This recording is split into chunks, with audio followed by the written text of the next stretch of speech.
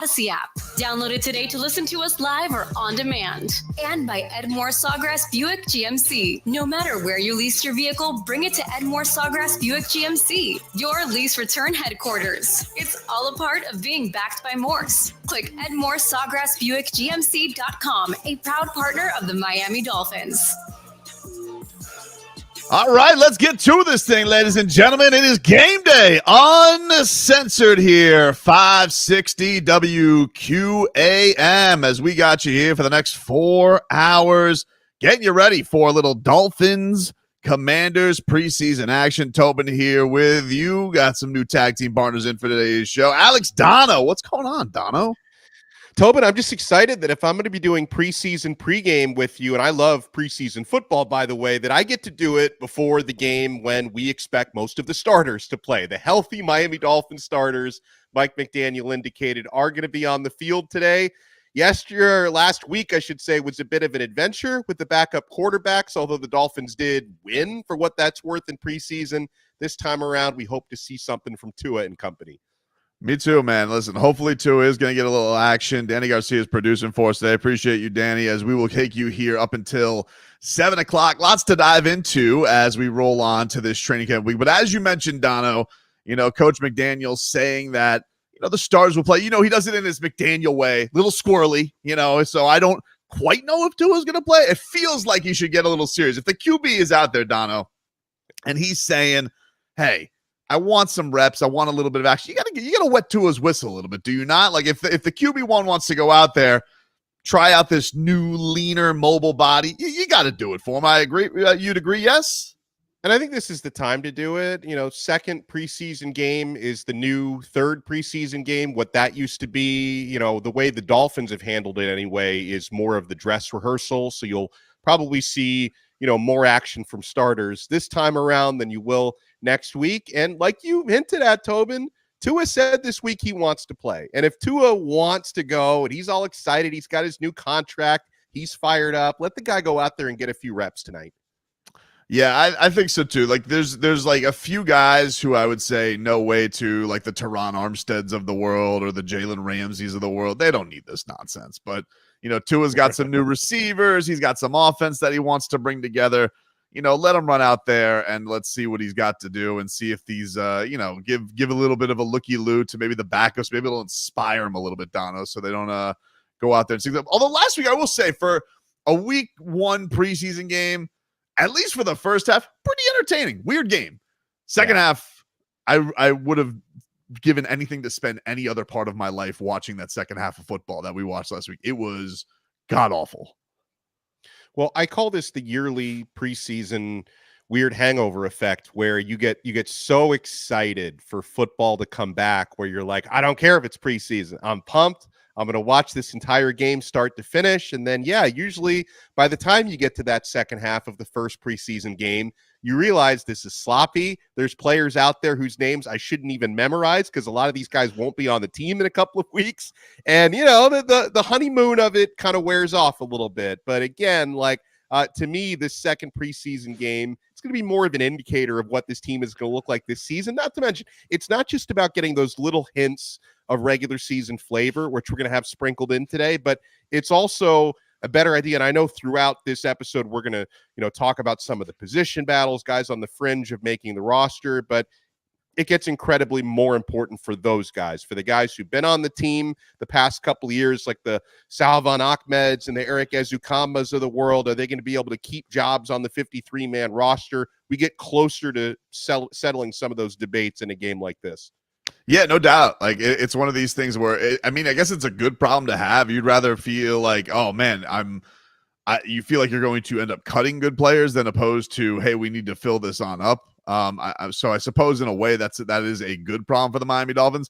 The thing that was really cool last week, Dono, and I think gets everybody excited because you're right. This has been a little bit of a drag. Like this has felt like, man, football still it's close, but it's not close enough. And it does feel like now the storylines, it's gone from all the excitement to, wow, who's out, who's in today? Because it feels like, there's injuries every single day, dog days of training camp. Let's just get to it.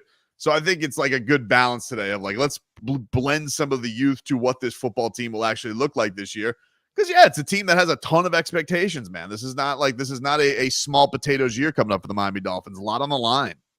Yeah, a lot on the line and some exciting new additions to this team. Jaylen Wright scoring a touchdown last week out of the backfield with 10 carries for 55 yards. I'm watching Patrick Paul mauling people, for a team that for so many years, Tobin, I can't remember the last time I headed into a Dolphins regular season and said, I'm not worried about the offensive line. Like I don't, you probably have to maybe go back to the 90s since the last time I said, yeah, we're set on the offensive line. There's always been question marks. There's always been not enough depth, which I think is the case maybe this year, because you obviously, if somebody like Teron Armstead can stay healthy for an entire year, he should be one of the game's very best. But the idea of injecting, an exciting young offensive lineman, where unfortunately they haven't always drafted well at those positions in recent years, I'm liking what I'm seeing so far from Paul. Yeah, it's cool that they have like these luxuries. It's like you almost think to yourself, like, could they put? Does it even make sense to put like a 6'8" guy at guard? Like, could they, if he's that talented? I mean, look, we don't want to overblow it. It was the first preseason game. I know he's taking on guys who are going to be working at Kohl's probably in a couple of weeks, but it's one of these things where, like, I don't care. He still turned people into memes. I was excited watching him. It was pretty goosey to see him like just truck a dude, and like everybody's speaking high of his character and knowing that offense. So I think it's exciting times. That's what you have a fun little display here. Not only maybe getting a look at the regulars, but blending it in with that youth. It should be fun. So we got a lot to get to here on the show. We will look back a little bit at the top performers of preseason game number 1, Game Day Uncensored, taking you all the way up until kickoff. Dolphins, Commanders had a joint practice this week. Tobin here with you alongside Alex Dano, Danny Garcia producing this way throughout the next 4 hours of this program. We are streaming live. If you guys want to watch us on YouTube and Twitch, the channel Miami 560 WQM, and streaming live on your Odyssey app. Back with more after this. WQAM. You're off. Live from the Edmore Sawgrass Auto Mall Studios. Shop massive savings on a massive Chevy inventory, all backed by Morse at Edmore Sawgrass Chevrolet. Visit EdmoreSawgrassChevrolet.com. Chevy, find new roads. Dolphins preseason is underway, and we've got daily updates from camp. The latest news, updates, and roster moves. Plus, you'll hear from the coach and players. Keep listening here for all you need to know to get ready for the season. Sponsored by Miami-Dade County Public Schools Technical Colleges. Are you ready to level up your career game? MDCPS Technical Colleges have got you covered. Choose from tons of programs. Learn from top-notch certified instructors and get real-world experience. And the best part, you can graduate debt-free in just 1 to 2 years. Ready to make the move? Log on to careerindayear.com or call 305-558-8000. MDCPS Technical Colleges, your best choice for a brighter future. Dolphins coverage here on AM 560 Sports WQAM, FM 99.9 HD2, and always live on the free Odyssey app. Retirement doesn't have to be complicated. Are you sick of all the fancy charts and investment mumbo-jumbo thrown at you to justify the Wall Street fees you're being charged? It's not the size of your nest egg that matters, but rather the income it can produce. Hi, I'm Mitch Lyons, best-selling author and star in a brand new Hollywood documentary called The Retirement Deception. In this film, we traveled over 20,000 miles interviewing real Americans who have retired successfully with a great lifestyle and peace of mind. They share their stories on how they get more retirement income with the same dollar saved, and the money is never at risk if the market crashes. That's right. If the market crashes 30%, you lose nothing. Even the super wealthy are shifting money into this new strategy because it increases their retirement income or can allow them to stop working years sooner. So if you are over 50 and want a bigger, better, stress-free retirement, call to talk to a specialist and get a free copy of this brand new movie, The Retirement Deception. 888-481-3567. This is a $30 value, but when you call today, you get it completely free. So don't delay. Call 888-481-3567. Again, that's 888-481-3567. Hey, this is Jason Taylor. And when it comes to banking, I trust Power Financial Credit Union. Why? Because they're not a bank. They're even better. From your everyday banking needs to major life events, Power Financial Credit Union is here for you every step of your financial journey. Discover the difference today. Visit powerfi.org today and use promo code JT to get a $199 bonus when you join. Federally insured by the NCUA. Membership eligibility required. Your favorite shows, the games of your favorite Miami teams, and more can. Gentlemen, we're back. Yeah, don't miss out. Download it today and make WQAM your favorite station. Go.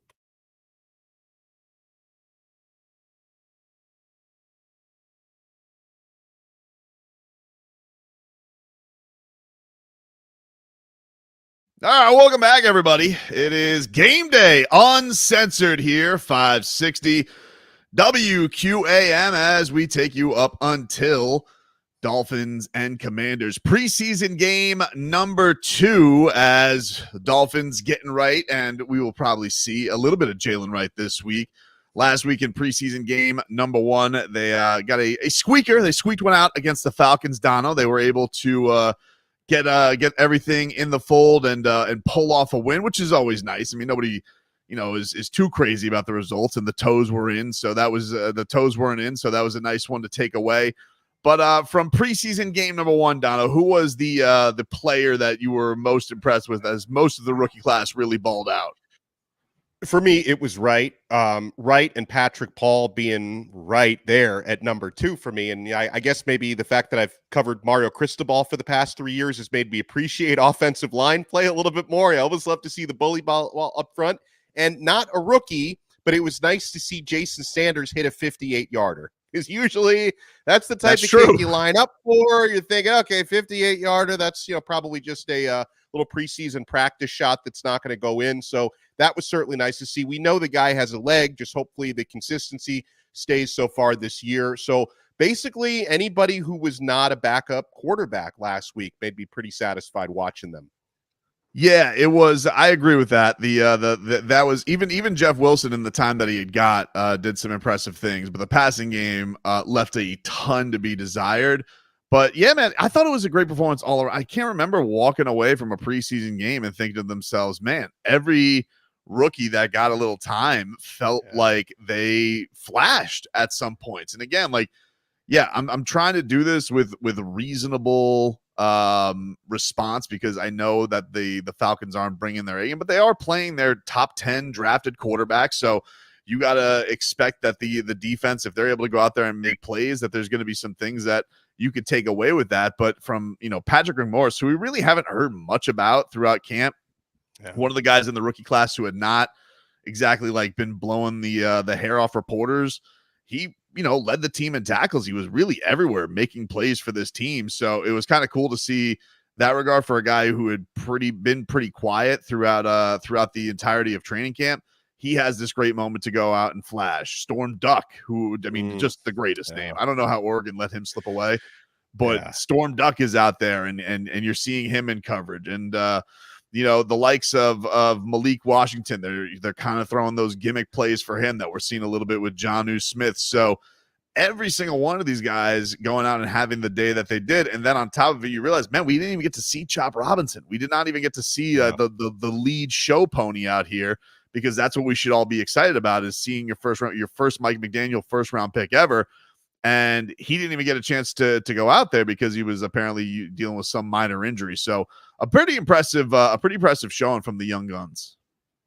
Yeah, and we're expecting to see Chop Robinson tonight, which should be a lot of fun because he's really been excelling throughout fall training camp. He's been one of the more notable stories there. So I think between the idea of seeing Chop potentially make his NFL debut tonight and seeing potentially Tua Tagovailoa making his preseason 2024 debut tonight, plenty of reasons to watch Tobin. And again, we're going to get a little bit better of an idea what some of the starting lineups and rotations look like this evening. And hopefully they can build on that success. Passing game aside, they build on the success that they did have a week ago.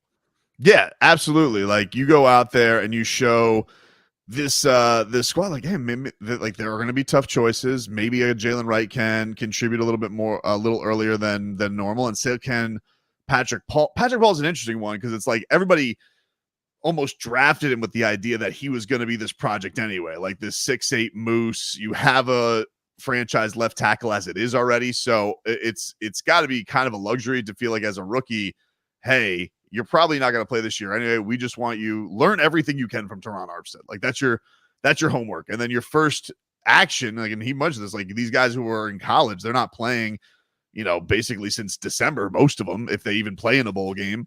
So they're actually out there getting real action. And he goes out there and he has this fine level of success.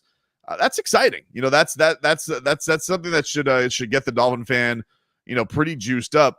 And then on top of it, there's been some cool stories about this camp. You think about like the Ethan Bonners of the world who, gave up one big play, did get cooked, but the guy might have cheated. I'm pretty sure he cheated.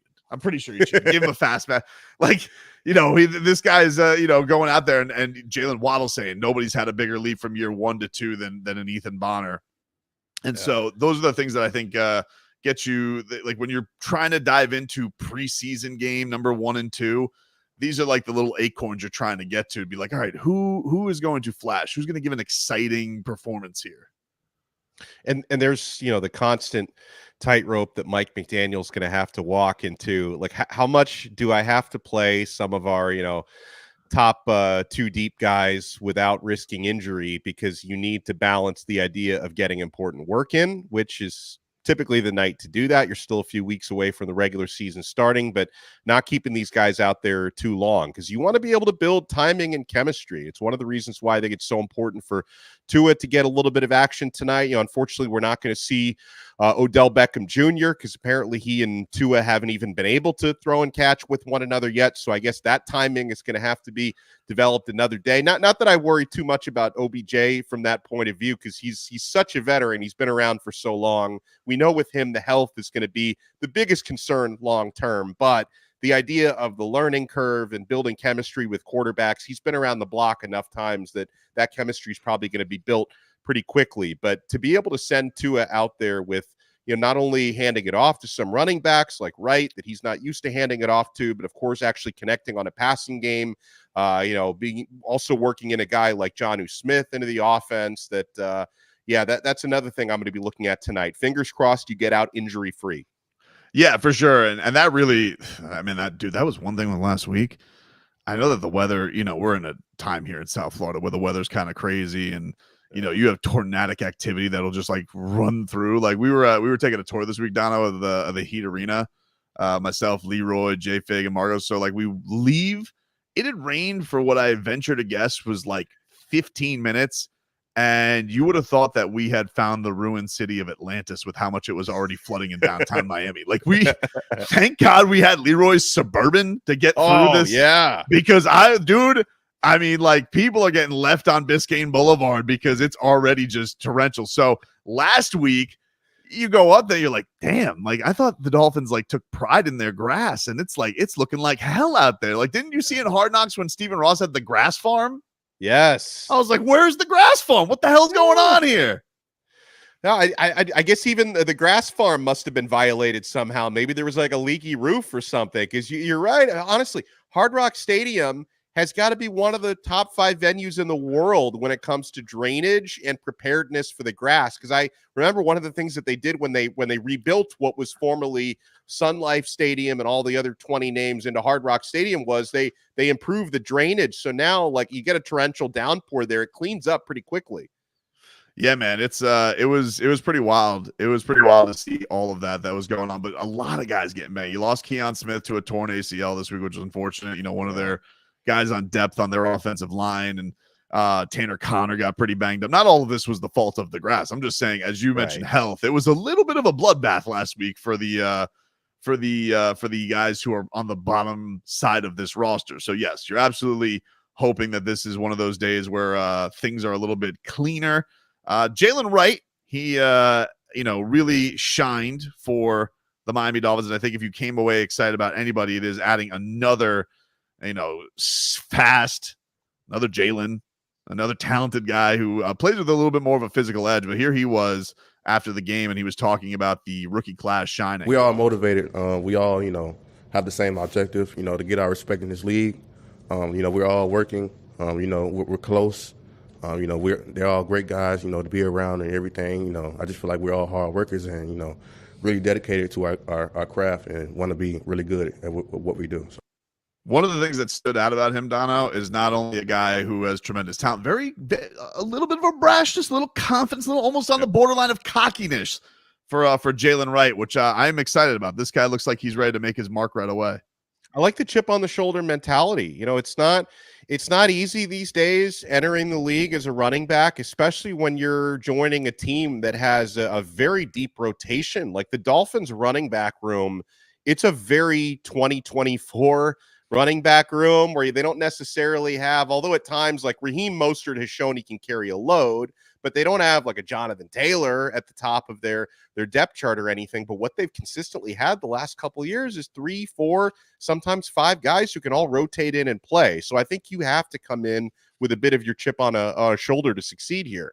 Yeah, I feel like I don't remember the exact tweet that Jaylen Wright, and I don't even know if I can say it quote for quote on the air for fear of the FCC, but I think it was something to they done bleeped up when he got drafted. So I do feel to like take you're somebody's job, Tobin. He knows he might be. He's going to be probably taking somebody's job by the time the cuts are in. Yeah, that's definitely the case. And that is funny, one of these things, because like the Dolphins are one of these teams, right? I'm not a huge fantasy football guy, Dono, but if you look at their team and you look at their backfield, like there's so many options. The running backs, both of them in Raheem Morris and Devon Achane had great years last year, but now you add a third guy into the mix, and so it's like, what is it that the fantasy player would want with the Miami Dolphins? Like, are they going to continue to? Is Raheem Mostert going to continue to be this 32-year-old marvel at running back that can score a ton of touchdowns, or are these young kids coming for his stuff? Like, are they going by the end of this year? Are they going to be the bell cows for the Dolphins? Yeah, I mean, you try, I think, to figure out who's going to score the most touchdowns. I think that's the most important criteria for fantasy, but there's definitely going to be a bit of a hesitate. Like these Dolphins backs are all going to be in demand on fantasy teams, but there's going to be a little hesitation to draft them early because it's one of these situations where from week to week, you don't know who the bell cow is going to be because people forget, or maybe they don't forget, that before Devon Achane suffered an injury last year, because I think Mostert was banged up at that time when Achane was ascending, and you're like, well, how are you going to go away? Like, you can't take this guy off the field now. You know, he ended up getting banged up and you had to, but he was so effective for a few weeks. He had really emerged as, you know, one of the top young running backs in the NFL, and there's no reason to think he won't be that again. Dude, he was crazy. Like, it was one of these things where mind you, everybody, this is a team with Tyreek Hill on it. I think we're all familiar with that. Yeah. But Devon Achane was ridiculous every time he touched the football last year. Like every single time down, I'm like, this might legitimately go for a touchdown. This guy is insane.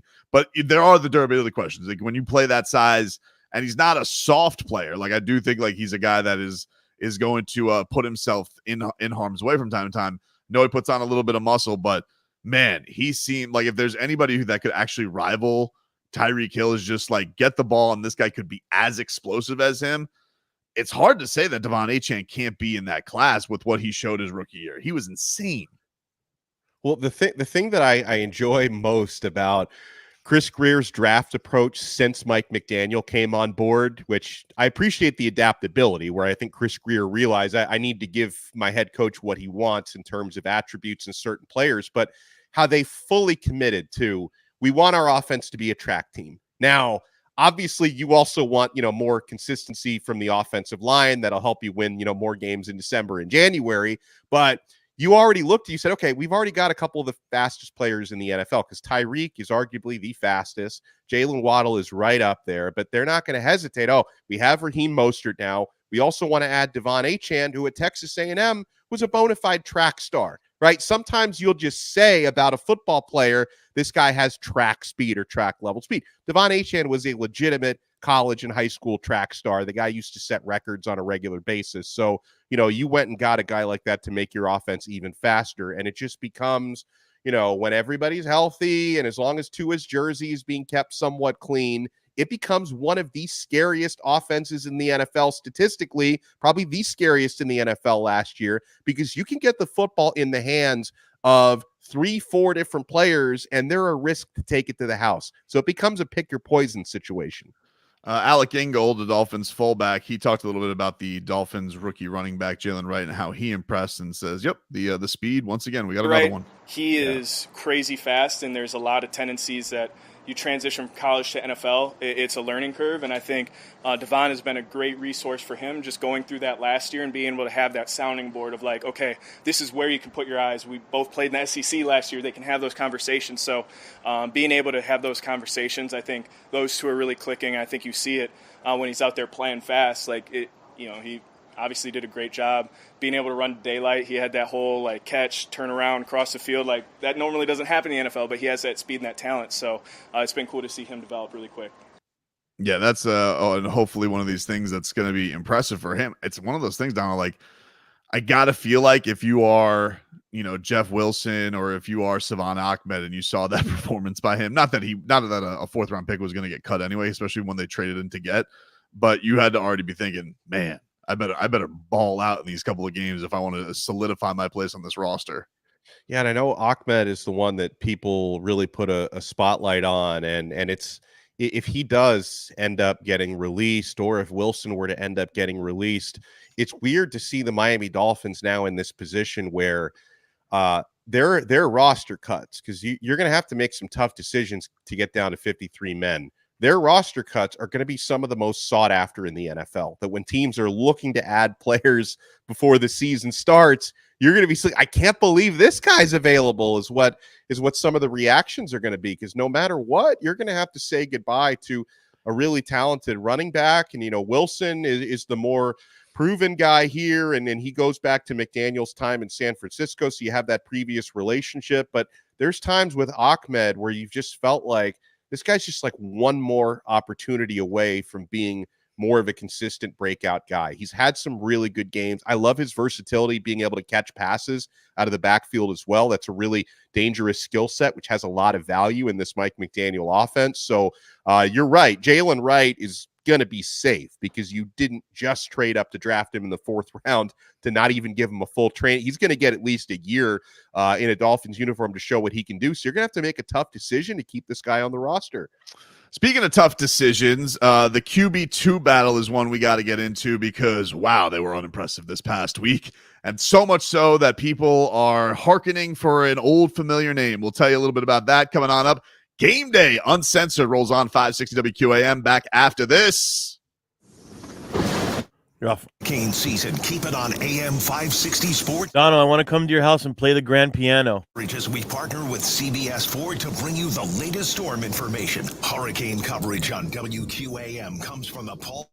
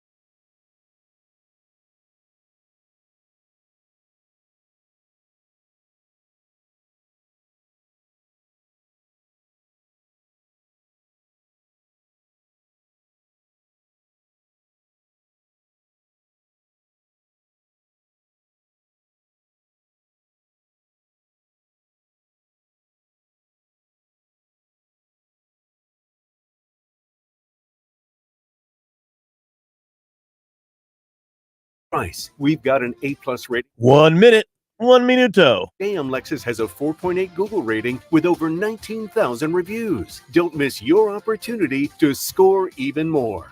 When you think Lexus, think JM Lexus. Hi, I'm Angie Hicks, co-founder of Angie. When you use Angie for your home projects, you know all your jobs will be done well. Roof repair?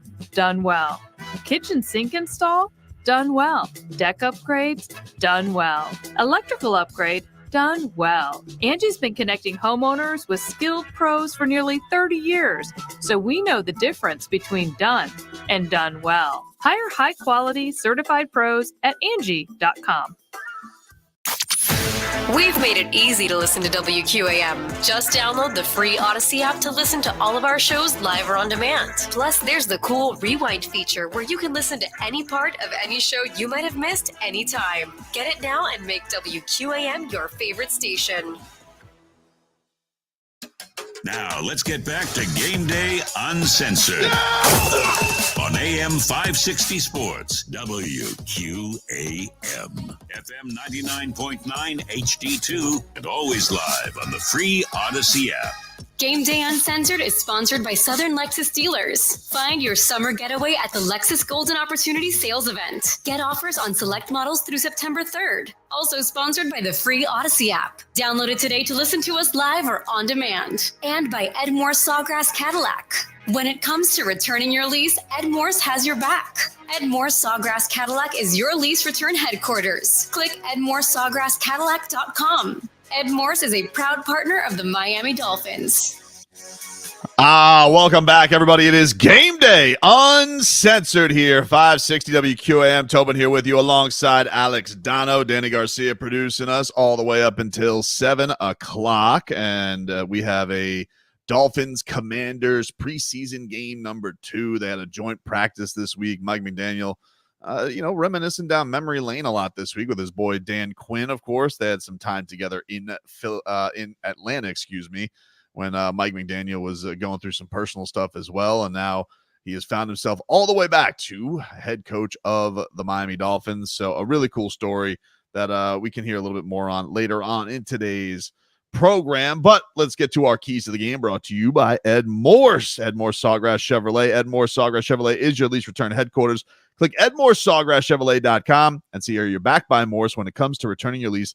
Ed Morse is a proud partner of the Miami Dolphins. Dono, I think if we came out of anything most critical last week with the Miami Dolphins that has sent everybody into a little bit of a panic, it is the QB2 battle.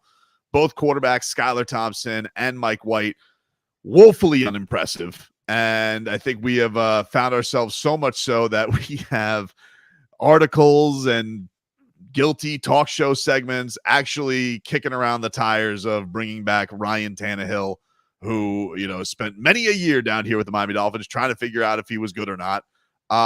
What do you think here, Dono? Are you worried about the backup quarterback spot, and Ryan Tannehill, does that wet your whistle?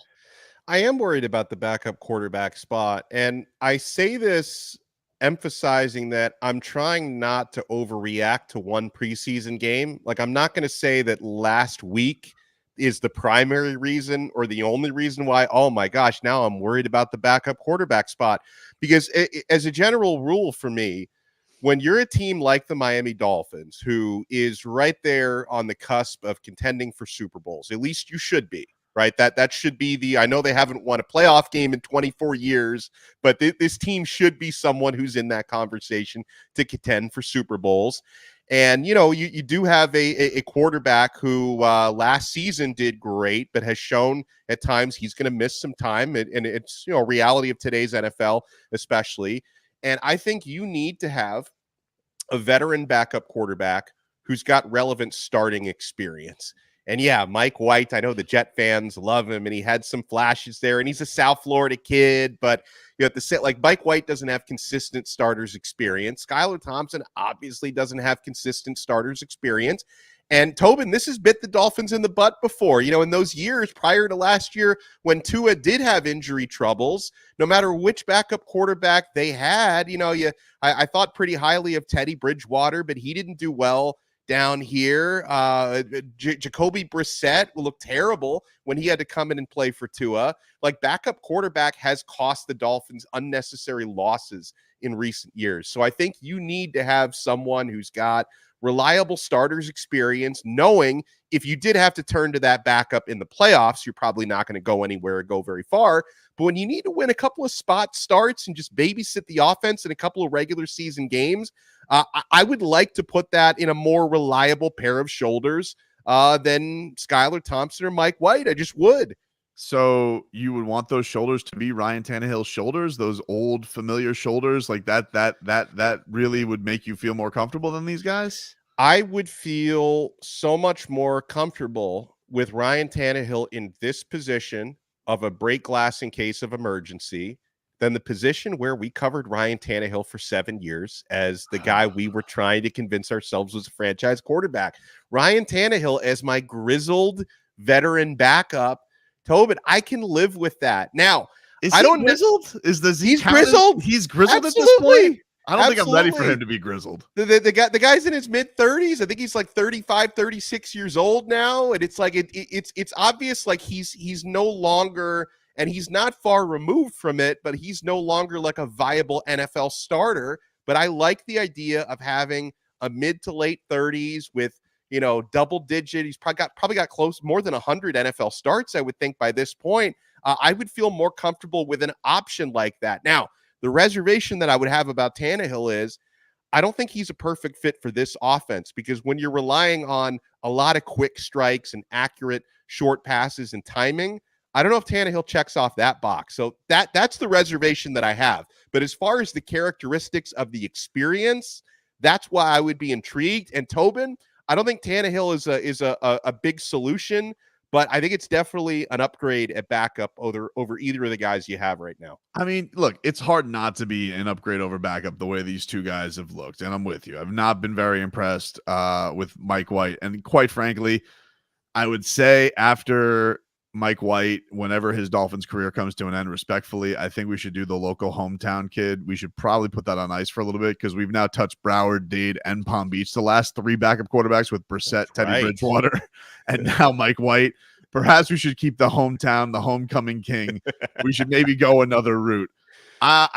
Look, I think it's the knowledge of the offense that just gives me the most worry of it. It's like, look, if Ryan Tannehill is out here and he's got, if we were in a situation where, like, God forbid, Tua really gets hurt and he's going to be on, I maybe would be more open to this. But the idea that you're just going to have him there, I think it does a couple of things. One, I don't need to hear the dummies for the first time Tua goes out there in 50-degree weather and maybe has a subpar game, to hear the drumbeat of, hey, let's bring back Ryan Tannehill. I can't take that from my sports radio career anymore. Here's the thing, though. I don't think we would get to that point, because given the fact that people already saw Tannehill for 7 years here, like I think they're going to understand he's just the backup. Like the truthers are still there somewhere. There's like three of them, though. Like, there's not enough of them to start a chant at the stadium. Like, there's three Tannehill truthers are not enough to start a chant at the stadium. Dono, it takes one person to see Bigfoot before it becomes a conspiracy show, dude. I believe in Bigfoot, though, personally. So I do too. I love Bigfoot shows, quite frankly. I think they're a delight. They're on season 30. They haven't found Bigfoot yet. I was watching some show on Max the other day, Mysterious Creatures, and this guy swore up and down he was finding the mysterious creatures, and it turned out he found some guy in the Missouri mountains who was literally just making moonshine, and he's like, I make all those sounds just to keep the cops away. Oh, that's amazing. I was like, wow, that's diabolical. That's good. See, like I feel like bringing Tannehill back would solve that problem of people calling for the backup. Because I think if you were to bring in somebody who is not like a known commodity to Dolphins fans, then they might say, you know what, that's a new flavor we haven't tried yet. Tua goes out there and struggles in 50 degrees. Like, if Case Keenum was the backup, we want Keenum. But I think people are smart enough to know we saw Ryan Tannehill here for 7 years, and it was just okay. And he was a lot younger then. He's just our backup, and that's it. I think the fans would understand that that's strictly what he's here to do.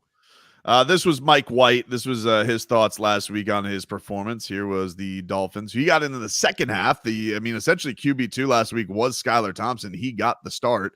Skylar Thompson, who by the by, is I mean, a very good preseason quarterback. This guy's preseason numbers are pretty decent. This is why he got on the roster in the first place, because his numbers were so good his rookie year. We're like, damn, him and Ezukama. But here was Mike White on his performance. Yeah, I mean, like I said a little earlier before you got here, we were limited on what we could run. I mean, so that kind of stinks. But I thought it was good. I thought we had some good plays. You know, that ball to Tanner.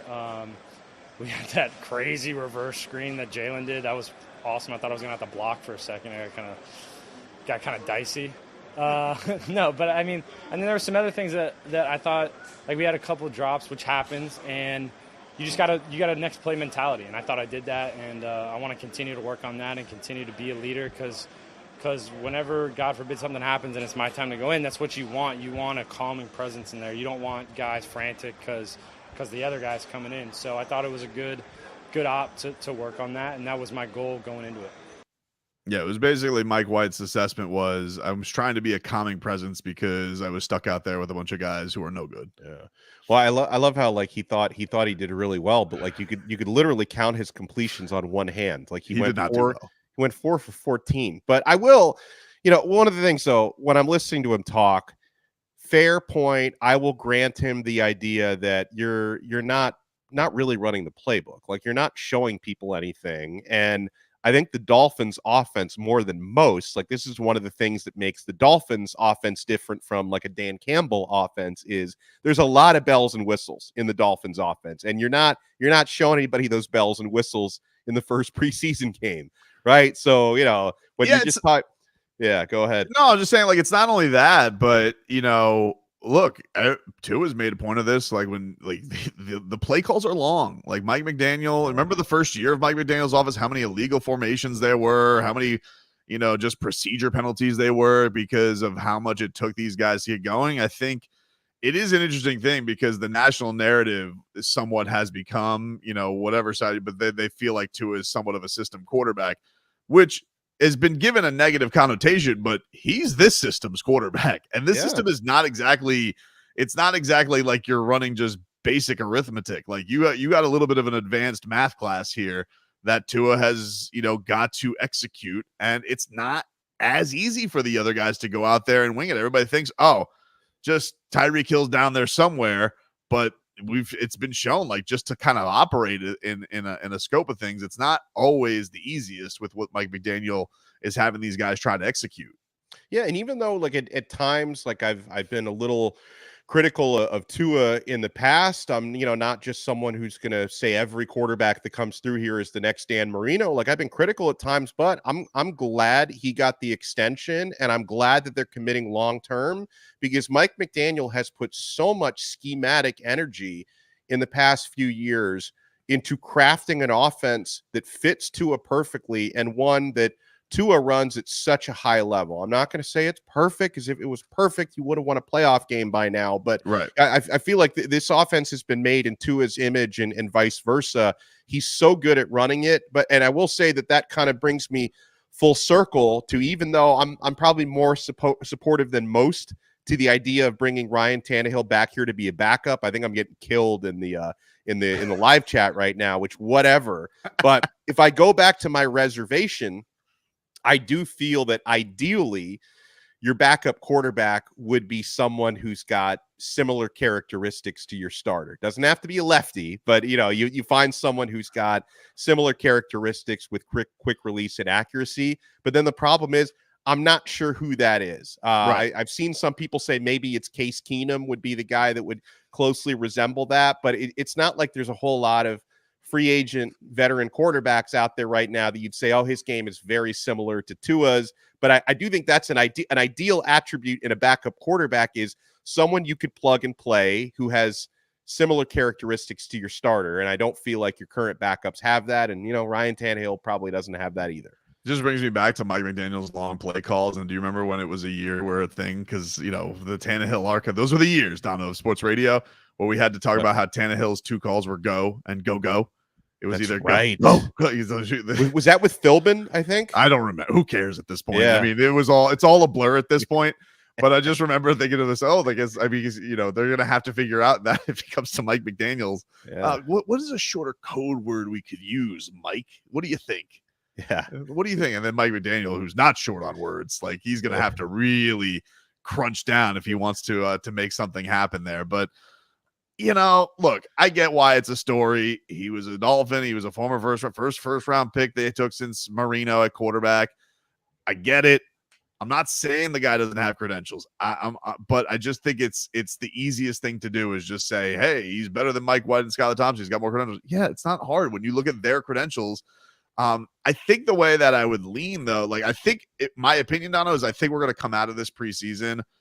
I think Skylar Thompson's going to come out of it looking a lot better than Mike White because, one, Skylar Thompson's just got a little bit more of gunslinger when it's the preseason. Like, that's basically how he got a roster spot, was just zinging it down the field to Eric Ezukama.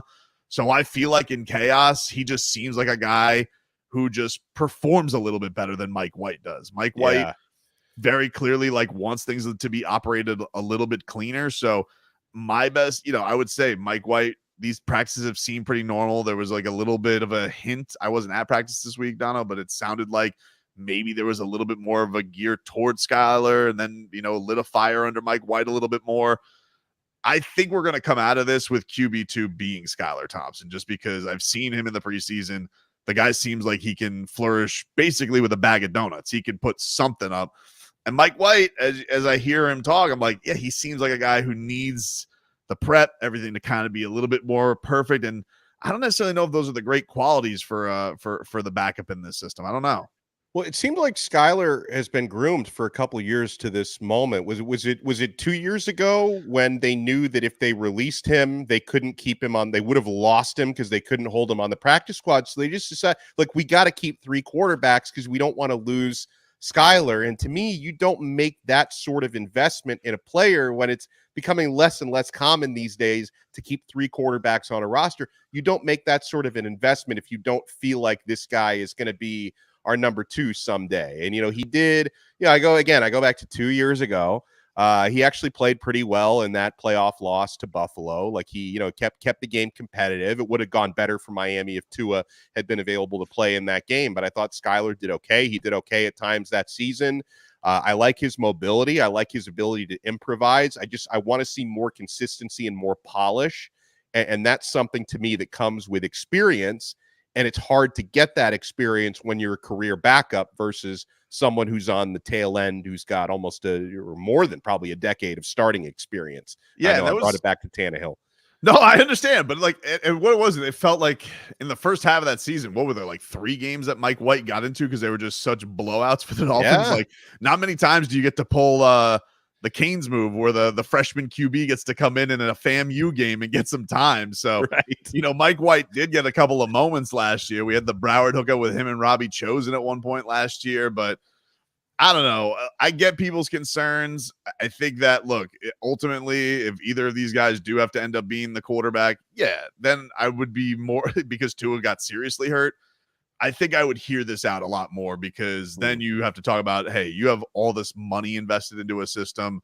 You got to really find somebody a little bit more solidified. But just on a spot start week or 2, no, I think you got to go with somebody who's been in house and knows the system a little bit better.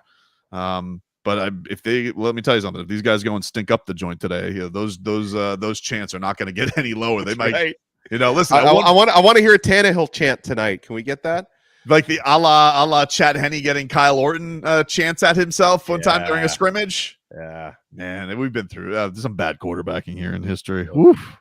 All right, we'll take a break here on Game Day Uncensored. Speaking of Tua, we will hear from QB1 and his thoughts on why he wants to get a little bit of action this week, what the offensive line might look into, and practice getting a little bit chippy there between the Dolphins and Commanders. Game Day Uncensored. Back with more on WQAM after this.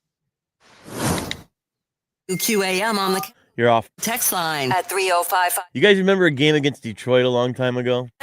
Where they were chanting to Matt Moore, going, "We got ourselves a quarterback. We got ourselves a quarterback." All at Kendall. Call 305 Kendall and text WQAM at 305-567-0560. Prescriptions require an online consultation with a healthcare provider who will determine if appropriate. Restrictions apply. See website for details and important safety information. Subscription required. Price varies based on product and subscription plan. Hey guys, did you know there's a generic form of Viagra that works just the same but is 95% cheaper? And you can get it online at hims.com/joy. Through Hims, you'll get a free medical consultation to determine the ED medication that's best for you. Discreet shipping if prescribed, a 100% online process, and a range of treatment options, including trusted generic alternatives to the name brands, at up to 95% off. ED is personal, and at Hims, so is treating it. Just go to hims.com/joy and get connected to a licensed medical provider online for free with zero copay, no expensive appointments, and no awkward face-to-face conversations. To start your free online visit, you need to go to this exclusive address, hims.com/joy. That's hims.com/joy for your free online visit. HIMS.com/JOY. Response to Diamonds Direct has been incredible. Our concept is taking jewelry shopping to a whole new level, giving you direct access to the world's finest diamonds at prices never thought possible. And now, just in time for wedding season, we're excited to announce our brand new showroom now open on PGA Boulevard by the Gardens Mall. And just like our stores in Boca Raton and Ventura, this new showroom is fully stocked with precious diamonds in all sizes, from 1 carat to 20 carats, all shapes, all graded and certified by the GIA. At all locations, you'll see a selection of thousands of handcrafted engagement rings from the top bridal designers in the country. And you'll get Diamonds Direct's industry-leading warranties and guarantees. All this with white glove service from diamond experts who will guide you with respect, insight, and professionalism. Come and discover the store that's forever changed how South Florida buys diamonds and fine jewelry. Diamonds Direct, behind Town Center Mall at Raton and Biscayne Boulevard, just south of Aventura Mall, and coming soon on PGA Boulevard by the Gardens Mall. Hey guys, it's Tobin. Are you not getting the goosies in the bedroom like you quite used to? Well, let me take you from gooseless to goosies galore, dude, with my friends over at Blue Chew. Blue Chew has the same active ingredients as Viagra and Cialis, but in a chewable form and at a fraction of the cost. It's an online prescription service. There's no visits to the doctor, no awkward conversations, no waiting in line in the pharmacy, and it ships right to your door in a discreet package. And I got a deal just for my listeners out there. If you guys want to try Blue Chew absolutely free and get your first month absolutely free, go to BlueChew.com today. Use the promo code SHOWPONY at checkout and just pay $5 shipping. That's BlueChew.com. Use the promo code SHOWPONY and receive your first month absolutely free. No more struggling with confidence or any issues in the bedroom.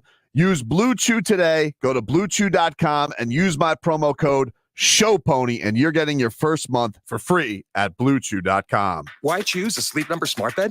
Can I make my side softer? Can I make my side firmer whenever I want? Can we sleep cooler? Sleep Number does that. Cools up to 8 times faster and lets you choose your ideal comfort on either side. 94% of Sleep Number smart sleepers report better sleep. And now, during our biggest sale of the year, save 50% on the Sleep Number limited edition smart bed, plus free home delivery on select smart beds when you add any base. Limited time. To find a store near you, visit sleepnumber.com. Flo here from Progressive to tell you how you get more than great savings with us. You get customer service access through our mobile app, online chat, or by phone. That's a lot of ways I can get in touch with you. I see what's going on here. You can't name favorites, but I'm your #1 customer. Actually, we offer all our customers these ways to contact us. I'm sure you give just any customer your personal company contact info. Well, you did call us more than any other customer this year. So in that sense, you are our #1 customer. Get help from Progressive through the website, app, chat, or phone. Progressive Casualty Insurance Company and Affiliates. Chapman Partnership, the largest emergency housing provider in Miami, goes beyond shelter to offer families and individuals experiencing homelessness a path to a self-sufficient life through comprehensive care. Go online to chapmanpartnership.org to learn more about their mission and work in our community. Retirement doesn't have to be complicated. Are you sick of all the fancy charts and investment mumbo jumbo thrown at you to justify the Wall Street fees you're being charged? It's not the size of your nest egg that matters, but rather the income it can produce. Hi, I'm Mitch Lyons, best-selling author and star in a brand new Hollywood documentary called The Retirement Deception. In this film, we traveled over 20,000 miles interviewing real Americans who have retired successfully with a great lifestyle and peace of mind. They share their stories on how they get more retirement income with the same dollar saved, and the money is never at risk if the market crashes. That's right. If the market crashes 30%, you lose nothing. Even the super wealthy are shifting money into this new strategy because it increases their retirement income or can allow them to stop working years sooner. So if you are over 50 and want a big bigger, better, stress-free retirement, call to talk to a specialist and get a free copy of this brand new movie, The Retirement Deception. 888-481-3567. This is a $30 value, but when you call today, you get it completely free. So don't delay. Call 888-481-3567. Again, that's 888-481-3567. With T-Mobile, you can get tons of benefits and still save on every plan versus AT&T and Verizon. Because nobody likes having to choose. It's like getting romance and sci-fi. Jane, I love you. Also, I'm a robot. Or being a dog person and a cat person. Who wants a treat? Who's a good boy? Or like being an extrovert and an introvert. Woo! This is so fun! I can't wait to go home. 1 minute. At T-Mobile, you don't have to choose. You can get the benefits you want and still save on every plan versus AT&T and Verizon. See how much you can save with our savings calculator at T-Mobile.com/switch. Plus, when you switch, you can keep your phone and we'll pay it off up to $800. Via virtual prepaid card in 15 days. Qualifying unlocked device credit service and timely redemption required. Card has no cash access and expires in 6 months. See T-Mobile.com. Summer is here, and there's no better time to be on the water. Jet Ski of Miami and Fisherman's Boat Group Yamaha Wave Runners Best of Show sales event. Check our special offers with quick and easy financing and APR as low as 5.99% for 36 months. Jet Ski of Miami and Fisherman's Boat Group is Yamaha's marine superstore for over 60 years and your go-to dealer for all things Yamaha, from service to accessories. Visit us at jetskiofmiami.com and let us have you in the water today with your new Yamaha Wave Runner. Manufacturer suggested retail prices not include prep, freight, or tax. Monthly APR rate on price based on Tier 1 qualifying APR. See dealer for details. This is Game Day Uncensored on WQAM Miami, WPOW HD2 Miami, WKIS HD2 Boca Raton, an Odyssey sports station. This is Game Day Uncensored on WQAM Miami, WPOW HD2 Miami, WKIS HD2 Boca Raton, an Odyssey sports station. Powered by Anajar and Levine Accident Attorneys. Call 1-800-7473. That's 1-800-747-3733.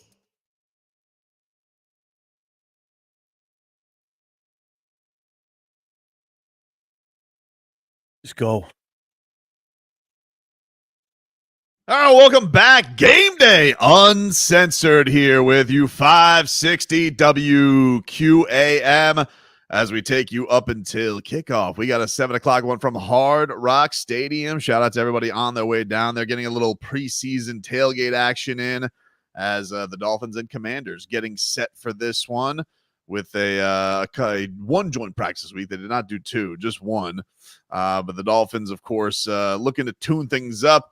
And maybe we'll see a little bit more. Dono here with us today. Dono, appreciate you tagging. Solana, I mean, he already tapped out on preseason after 1 week. He's like, can't make it that weekend, buddy. Sorry.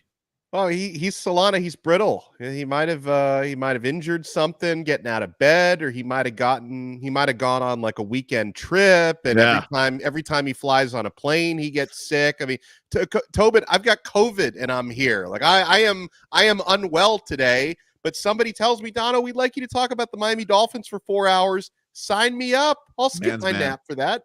Man's man, you know, like you've probably been like, oh, sucks. Are you like, how is the COVID these days? You gotta still isolate as long, or is it quicker than it used to be? This is actually my first time having it, which is crazy to say that in 2024. I mean, as soon as I figured out I had it, I just thought, oh, maybe because I heard it's going around when I was sick. I'm like, maybe I should take one of those rapid tests, and lo and behold, I've got the COVID. So I've tried to stay out of my family's way for a couple days, which I actually don't mind, because it's like it gives me an excuse just to sort of stay in bed and binge watch TV shows. So I've kind of enjoyed it a little bit. But I had pretty severe cold symptoms for about a day and a half, but I'm seeing the light at the end of the tunnel now. Well, we appreciate you here today, buddy. We'll get you all set for this game. You got Jaden Daniels, of course, number 2 overall pick. He flashed early in practice. That was the word at joint practice on Thursday, and I'm sure the Commanders excited to have a new quarterback that they can root for. I'm sure they got the entire NFC East today is laughing at the New York Giants and Daniel Jones, which is deserved. I mean, some of these big, oh my God, Dono. Yeah. This guy today was, whoo. He's one of the. I mean, I have the privilege of watching a lot of ACC quarterbacks, and that's what every now and then you'll see a guy that it's like, I don't think that guy's going to work out in the first round. And Daniel Jones was one of those guys where it's like, I just don't get it. And how long has he been in the league now? Is he going on year 4, year 5? And I think we're at year 5. 5. Yeah. Year 5. And it's like the Giants are still pretending that Daniel Jones is a thing. It's time to move on. It's a wild one, man. It really is. By the way, did you see this in the game last week? You know, I this really confused me last week. There's no more chain gang. Like during the game, like they just threw up virtual measurements, and I don't know if I'm ready for this, man. First of all, I don't trust it. Like I'm not a soccer aficionado like you are, and this has been a thing now in tennis and soccer. I don't know if I'm ready for football to get into this century without my sweet chain gang. It's been like that technology has been a thing in tennis for many years. I'm not a huge tennis fan, but like you said, I'm a big soccer fan. And Tobin, to this day, I do not trust it.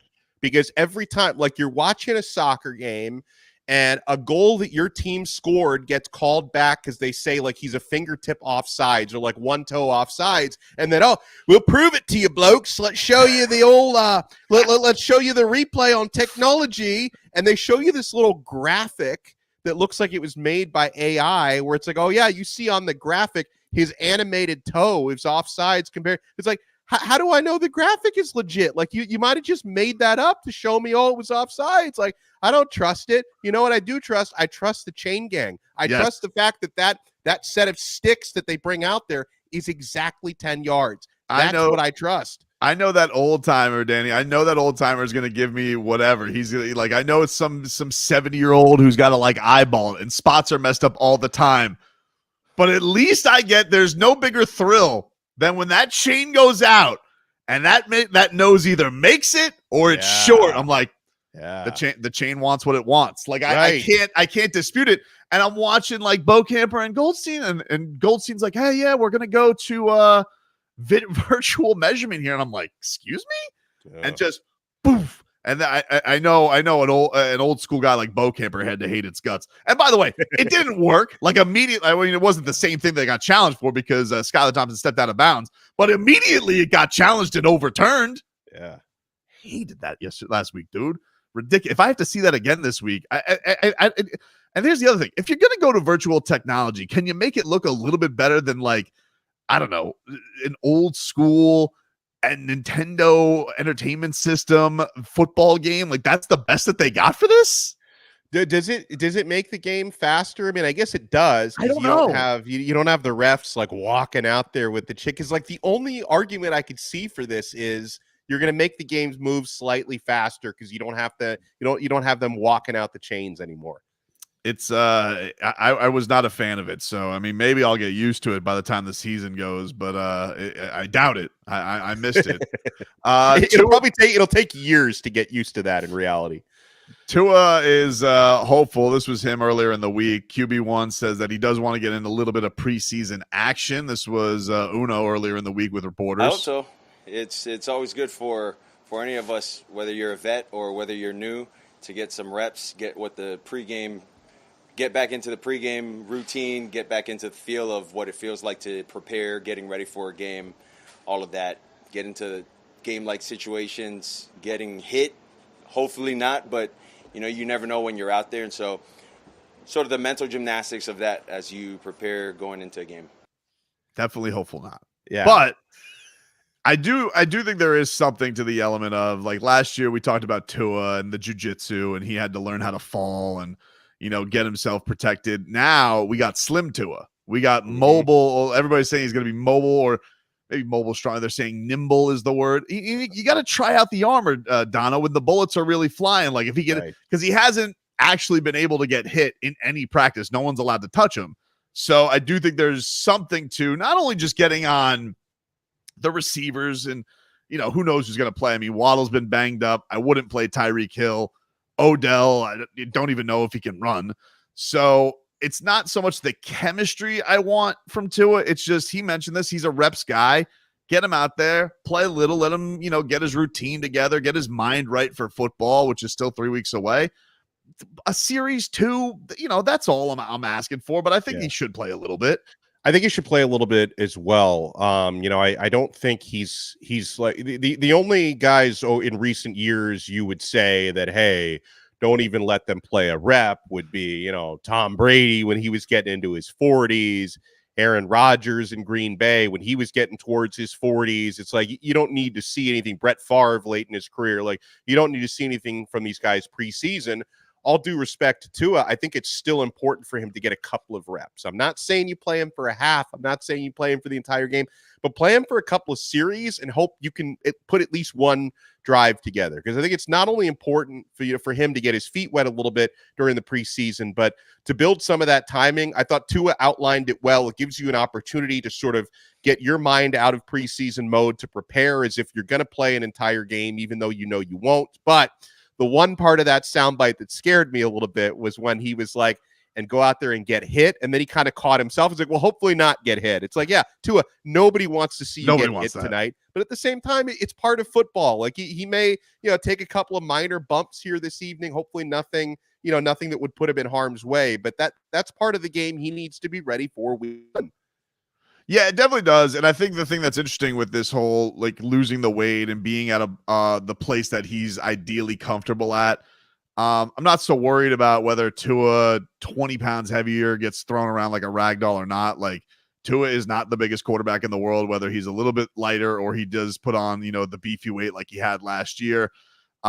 We saw this as a thing as even going into the year where he got concussions. Like Tua likes to try and extend plays. He's for all the talks that he is a system quarterback, he's a little bit of a risk taker. Like he likes to make plays go out, and that's what has caused his injuries in the past. Like that he will stay in there. So it's going to be interesting to see what that balance is for him with being at this more comfortable weight, but also just letting some plays die because we need to live to fight another day, because he was very much in that mode last year. I mean, even the numbers between no pressure Tua, getting the ball out as quick as he does, which is like his superpower, and if there is a little bit of pressure, I think there is something to, hey, let's get this going. Not the whole game. I don't need him to get that many reps, but just try it on for size a little bit. That's all I'm looking to see. Yeah, especially when like he's trying to find his ideal weight, going back and forth a little bit. It reminds me of, Tobin prize fighters try to do this all the time. I remember years ago when Frank Mir was right near the top of the UFC as a heavyweight, and he'd go into one fight like he's fighting Brock Lesnar. He's like, let me get all the way up to 265 pounds, the heavyweight limit. Then his next fight, he's like, you know what? I was too heavy. Let me go down to 215 for my next fight. He's like, oh, that's a big spread. Try to find the right balance. And so Tua is trying to find the perfect balance between durability and mobility. And maybe he was a little bit heavier last year. Now, you can't criticize Tua a whole lot last season because the statistics were incredible. And he was able to stay healthy for 17 regular season games and then into the playoffs. So that part clearly worked for him. But then at the same time, that was probably the slowest Tua has been in his career going back to his time in college. And every second can make a difference. Now, we don't want him putting his body at risk. I mean, so you talk about the competitor that Tua is. There have been times when he's, taken risks plunging forward into a crowd of defenders to try and pick up an extra yard. That's not always worth the squeeze there. But then at the same time, when you're talking about extending plays, just getting right outside the pocket, buying yourself with your quickness an extra 1 or 2 seconds, which gives an extra 1 or 2 seconds for Tyreek Hill or Odell Beckham to get open down the field. That's the sort of stuff that can win you football games. If you have that one extra move and that one extra element of quickness to be able to extend a play and get the football downfield, I think that's what Tua is looking for. No, for sure. And I think for him, there is that fine line. Like, look, it's impossible because of knowing what his past is with concussions last year. Anytime that he was running or there was possible contact, like everybody had the same reaction. You're not human if you're not like wincing at your television a little bit. Now that you get through a healthier season, I do feel like some of that anxiety will be put at ease, but it is still a part of the story. I think we're still going to wonder what this guy looks like, but I do think that, look, he's very competitive. Everybody's saying he's playing with a new swagger, and I'm sure, honestly, look, if he's got the contract locked up now, I'm sure that there's got to be a mental thing unlocked there for him too as well to play a little bit freer, knowing that he has the security all set for his future now too. So that's a good thing. We'll take a quick break here on Game Day Uncensored. Tobin here with you alongside Alex Dano, Danny Garcia producing for us. We take you all the way up until kickoff. When we come back, we will dive a little bit more into who needs this preseason game number 2, as jobs are getting on the line here with training camp about halfway through. We're about 3 weeks away from football actually starting on up. We'll take a break. Back with more after this. WQAM broadcasting live from the Ed Moore You're off. Auto Mall Studios. Shop massive savings on a massive Chevy inventory, all backed by Morse at Ed Morse Sawgrass Chevrolet. Visit EdMorseSawgrassChevrolet.com. Chevy, find new roads. Summer's underway. Inter Miami's in full swing. Into the area. Messi beats the line, beats the goal. Messi sloshing through like no one was there. And this is where you can listen to every Inter Miami MLS match. Trying to find Taylor, but then spots Alba on the trail. In for Messi! And one-touch Starley past Berkey to tie things up. From pregame to postgame, we've got you covered on the home of Inter Miami. AM 560 Sports, WQAM, FM 99.9 HD2, and always live on the free Odyssey app. I'm John Morgan of Morgan & Morgan. Last year, more clients hired Morgan & Morgan than ever before. We now have more offices, more staff, and more lawyers than any other injury firm in the world, protecting America, fighting for you. Visit forthepeople.com for an office near you. This weekend, during the Make This the Summer sales event at Kendall Dodge Chrysler Jeep Ram, it's your choice. Get up to $22,800 off MSRP, or drive a 2025 Ram 1500 for only $299 a month, or a 2024 Jeep Grand Cherokee for $319 a month. Kendall Dodge Chrysler Jeep Ram.com. Presenting a Gain Flings love story. Dear love of my life, we were on the 12B bus this morning when I caught a whiff. A scent so fresh, so life-changing, I had to find its source. Alas, I didn't know if you were the woman in the pink freshly washed cardigan or the retired mailman next to me, but I knew one of you was my soulmate. Ah, the scent of Gain Flings. Try Gain Flings with OxyBoost and Febreze. This is the story of the one. As a facility technician installing a new welding station, he knows getting the ventilation right is critical for safety. That's why when questions arise, there's Grainger. Grainger offers detailed technical product information online at his fingertips, so it's easy to find what he needs. Because when it comes to safety, having answers means he and his people can breathe a little easier. Call, click Grainger.com, or just stop by. Grainger, for the ones who get it done. Your coworkers might annoy you, but we promise we won't. Download the free Odyssey app and you can listen to us at work while you tackle your inbox or get ready for another meeting that probably could have been an email. Tune in late? You can rewind your favorite live shows to catch what you missed. And with Chapters, easily jump to the topics that you care about most, like the latest updates from your team. Your sports talk, your way. The Odyssey app. Download it today.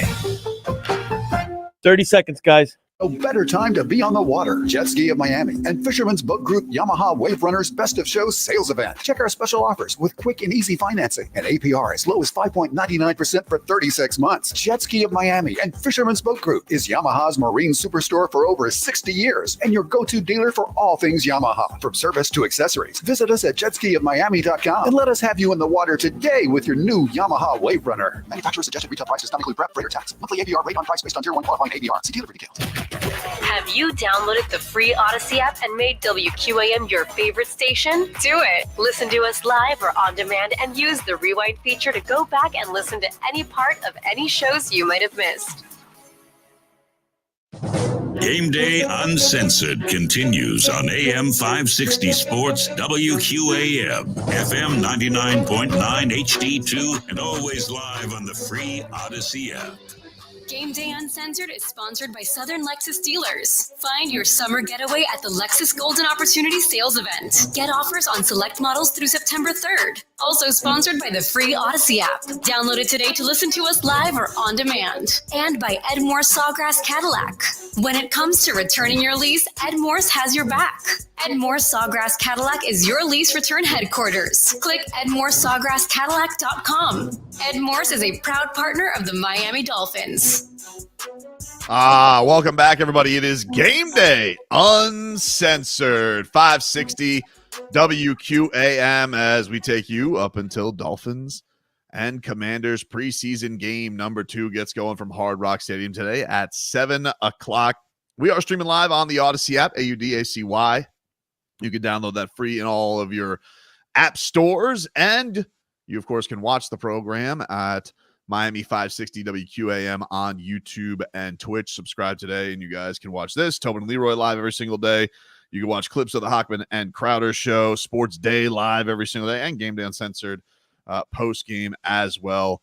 So for your watching pleasure, thanks to everybody who is joining us there in the live chat. Let us get to our players to watch, which is brought to you by your Southern Lexus dealers. Find your summer getaway at the Lexus Golden Opportunity Sales Event. Get offers on select models through September 3rd. Dono, this is an interesting time right now with the roster because, as we mentioned a little bit, with the running back situation and certainly some guys who may have jobs on the line. Is there somebody in particular on the roster that you think like needs a real like monster game just to be like, oh, all right, just to remind everybody, you know, all right, you should still think about me on the roster, even though there's either some new guys around or you think I'm a little bit washed or whomever. Is there somebody who comes to mind immediately? Yeah, Salvon Ahmed, you know, I think just based on the nature of the Dolphins drafting Jaylen Wright, how well he's been doing. I mean, even if he wasn't doing that well, he's still a 4th-round pick that you just drafted. They would give an opportunity. Thankfully for Dolphin fans, he is doing very well. So Ahmed, who's been, this be like his 4th year on the roster. He's been hanging around for a long time. I think it's imperative for him to make a strong impression before the final cuts are due. And yeah, at wide receiver, I know I'm not reinventing the wheel when I bring this up. It's been written about a lot, but Eric Ezukama is someone who, he shows his speed and at times has shown his value, but is he going to make that final cut? Because he's already had opportunities here.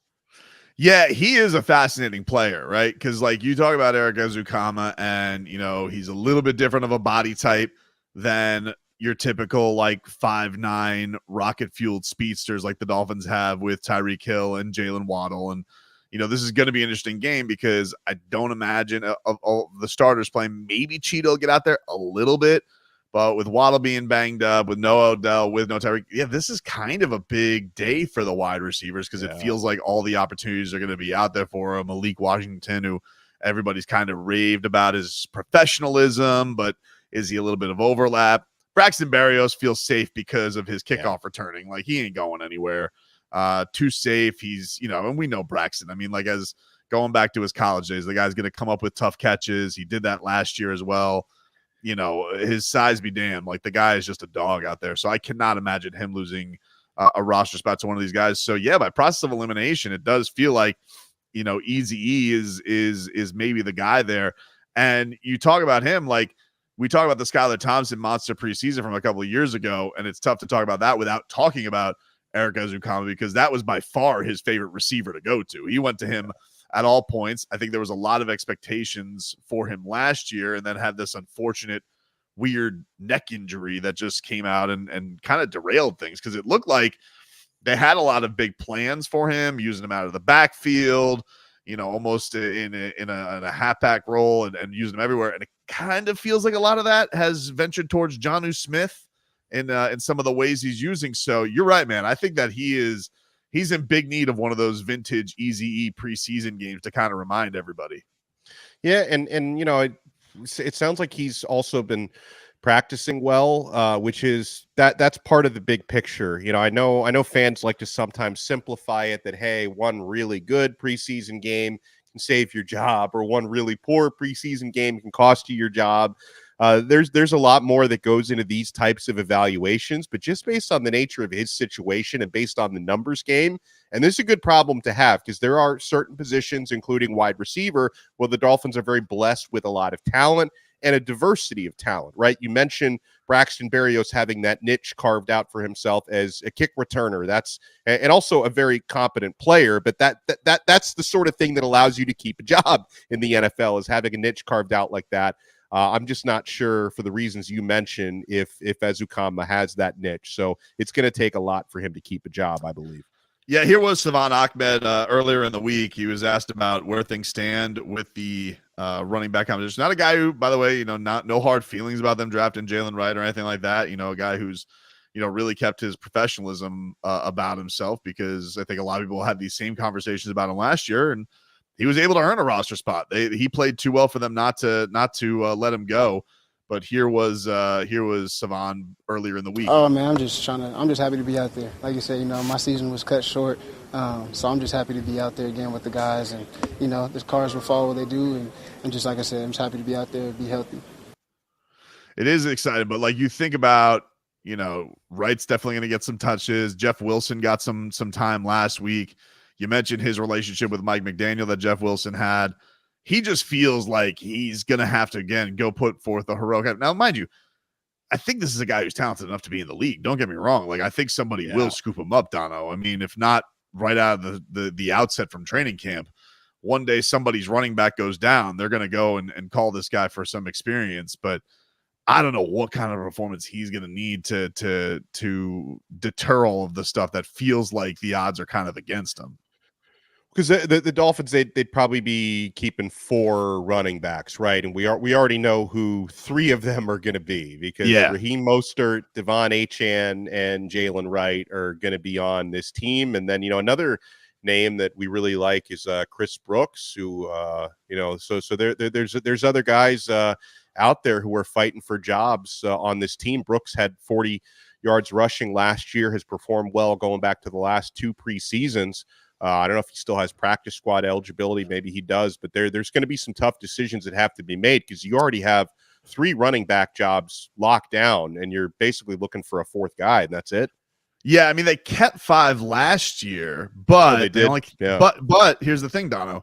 They only had 2 tight ends last year. Like, that was and that's going to be where things get a little bit tricky, right? Because they're going to at least keep 3. Because they kept Julian Hill and they kept Durham Smythe last year, and now they have Jonnu Smith. So someone's going to lose a spot. I don't know if that necessarily is going to be in the receiver room or the running back room. Mike McDaniel is a running back guy, and some of these guys he goes away back with, like you said, Jeff Wilson. But that's going to be the crux of it. Is I don't know if there is that space that there was last year, because it looks like they've added more weapons in both receiving and tight ends. So I don't know if you can afford to use another space, but it is an interesting question, because I don't know who that guy is who wins, because Chris Brooks definitely brings a physicality, a tough short yardage nature. Jeff Wilson always kind of runs hard like a dog. Like, he's just that's kind of his nature. And Mike McDaniel's raved about the way that he has played. He had nothing but good things to say about the running back room. Here was Mike McDaniel earlier in the week talking about his running backs. I'm seeing, for instance, some of Jeff Wilson's best ball that I've seen him play. I've worked him out as a player in North Texas back in 2018, and some of his best stuff has been in this camp. And I can't help but attribute that to the overall talent of the entire room. So it's something that you just keep coaching. You keep seeing how much guys' games can develop. You don't put a ceiling on that, because guys will continue to surprise you in a positive manner if you let them. And we just know that it's a strength of ours can be handing the ball off to some pretty good backs, and we just go from there. There you go. Mike McDaniel, as he's saying, he thinks it's having a positive effect on the room for everybody, Dono. But yeah, there's gonna be a tough choice in there somewhere, one would think. Well, and hopefully by the time you've got your final 4 or final 5 running backs, that Mike McDaniel understands you have so much talent in that room. It's okay to not abandon the run late in games, right? Because that was, one of the, armchair quarterback criticisms that I had last year. I especially remember it in the Kansas City game, the one in Germany, when everything was working with Raheem Mostert, and then you completely went away from it, which is odd because, you mentioned Mike McDaniel being a running back guy. I mean, he made his bones in the NFL by being a run game coordinator and play designer specifically in that area. But I also understand that when you got Tyreek Hill and Jaylen Waddle, it's easy to fall in love with the big play passing game. But it's okay to keep that tempo going on the ground. And no matter what, you're going to have 2, if not 3, very capable running backs at the top, because Raheem Mostert was a touchdown monster last year. Devon Achane was a breakout star last season, and Jaylen Wright is showing us all the right things so far in training camp. So it's okay to lean on the run game a little bit, Mike. Well, it's such a great point by you because, we talk so much about, the quarterback and the team, but like, this is a young head coach. This is a guy who, nobody else really interviewed. And I think everybody really, really, and I mean, really loves the way he handles people. I mean, he seems like, as far as being the head of an organization, don't think you could give a higher grade to Mike McDaniel as far as being a people person, being able to relate to from everybody from stars to end of the roster guys. His people management skills seems to be top notch. The play calling is an interesting one because that's what he wants to do. That's his baby. And that's what makes him special. He's obviously very good at it because the numbers are the numbers. We haven't seen a Dolphins offense like this in decades, but there are those situational things, Donald, that there still seems like there has to be some maturing from the head coach. I agree with you. And I think McDaniel, he's so intelligent, Ivy League guy. Like he's going to adapt and learn from whatever inconsistencies or mistakes that he's made, because to your point, not only is he a first-time head coach, but in Miami is also a first-time play caller. I mean, that was a duty that he put on himself as head coach of the Miami Dolphins, that he had play input under Shanahan, but he wasn't the actual play caller in name in San Francisco. So that's also something that's been on his plate down here for the first time. And to me, becoming a top-notch play caller, I think it's an adaptive thing. I think you have to sometimes learn from mistakes, because certain times it's like, the book may say you do a certain thing, but your intuition tells you to do something else, and you have to find the perfect balance between those two things based on the personnel that you have. So I think you're going to see, whatever errors we thought McDaniel made last year, also maybe could be a little stronger with the coach's challenge at times. He's going to continue to evolve and learn. His challenge record does suck. His challenge record. Yeah. It's got to a point where it's like when he throws the challenge flag, it's like, okay, the referees are going to say the opposite. Yeah, no, it was brutal last year. I think that for him, maybe it's such an interesting thing because this team, they're fast. They get out too fast starts. It's like, and that's kind of we talked a little bit about this last week with a lot of the defensive veterans who came in and said that the Dolphins needed to harden up a little bit. Like they needed, they used the mentality of bullies, but Poyer, Jordan Poyer had said this week, it said early in camp that, they would fold if you could push back on them a little bit. There's a little bit of a front runnerness to the Dolphins. And it feels like with Mike McDaniel, like, yes, when things are going good, but can he learn the counterpunch? Can he learn when things aren't going well, or can he have an adjustment to the adjustment? And that, I think, just comes with experience. So hopefully in year 3, it's a little bit more shored up. Yeah, and I think on that issue, well, like when you talk about the toughness, again, I think if you stick with the running game a little more, that's when you really wear teams down physically. But another part of that is, I know, like, it's easy for us to say, well, look what happens when they get to the playoffs. They're playing cold weather spots in January. They fold up like a cheap tent. But last year, the defense was decimated.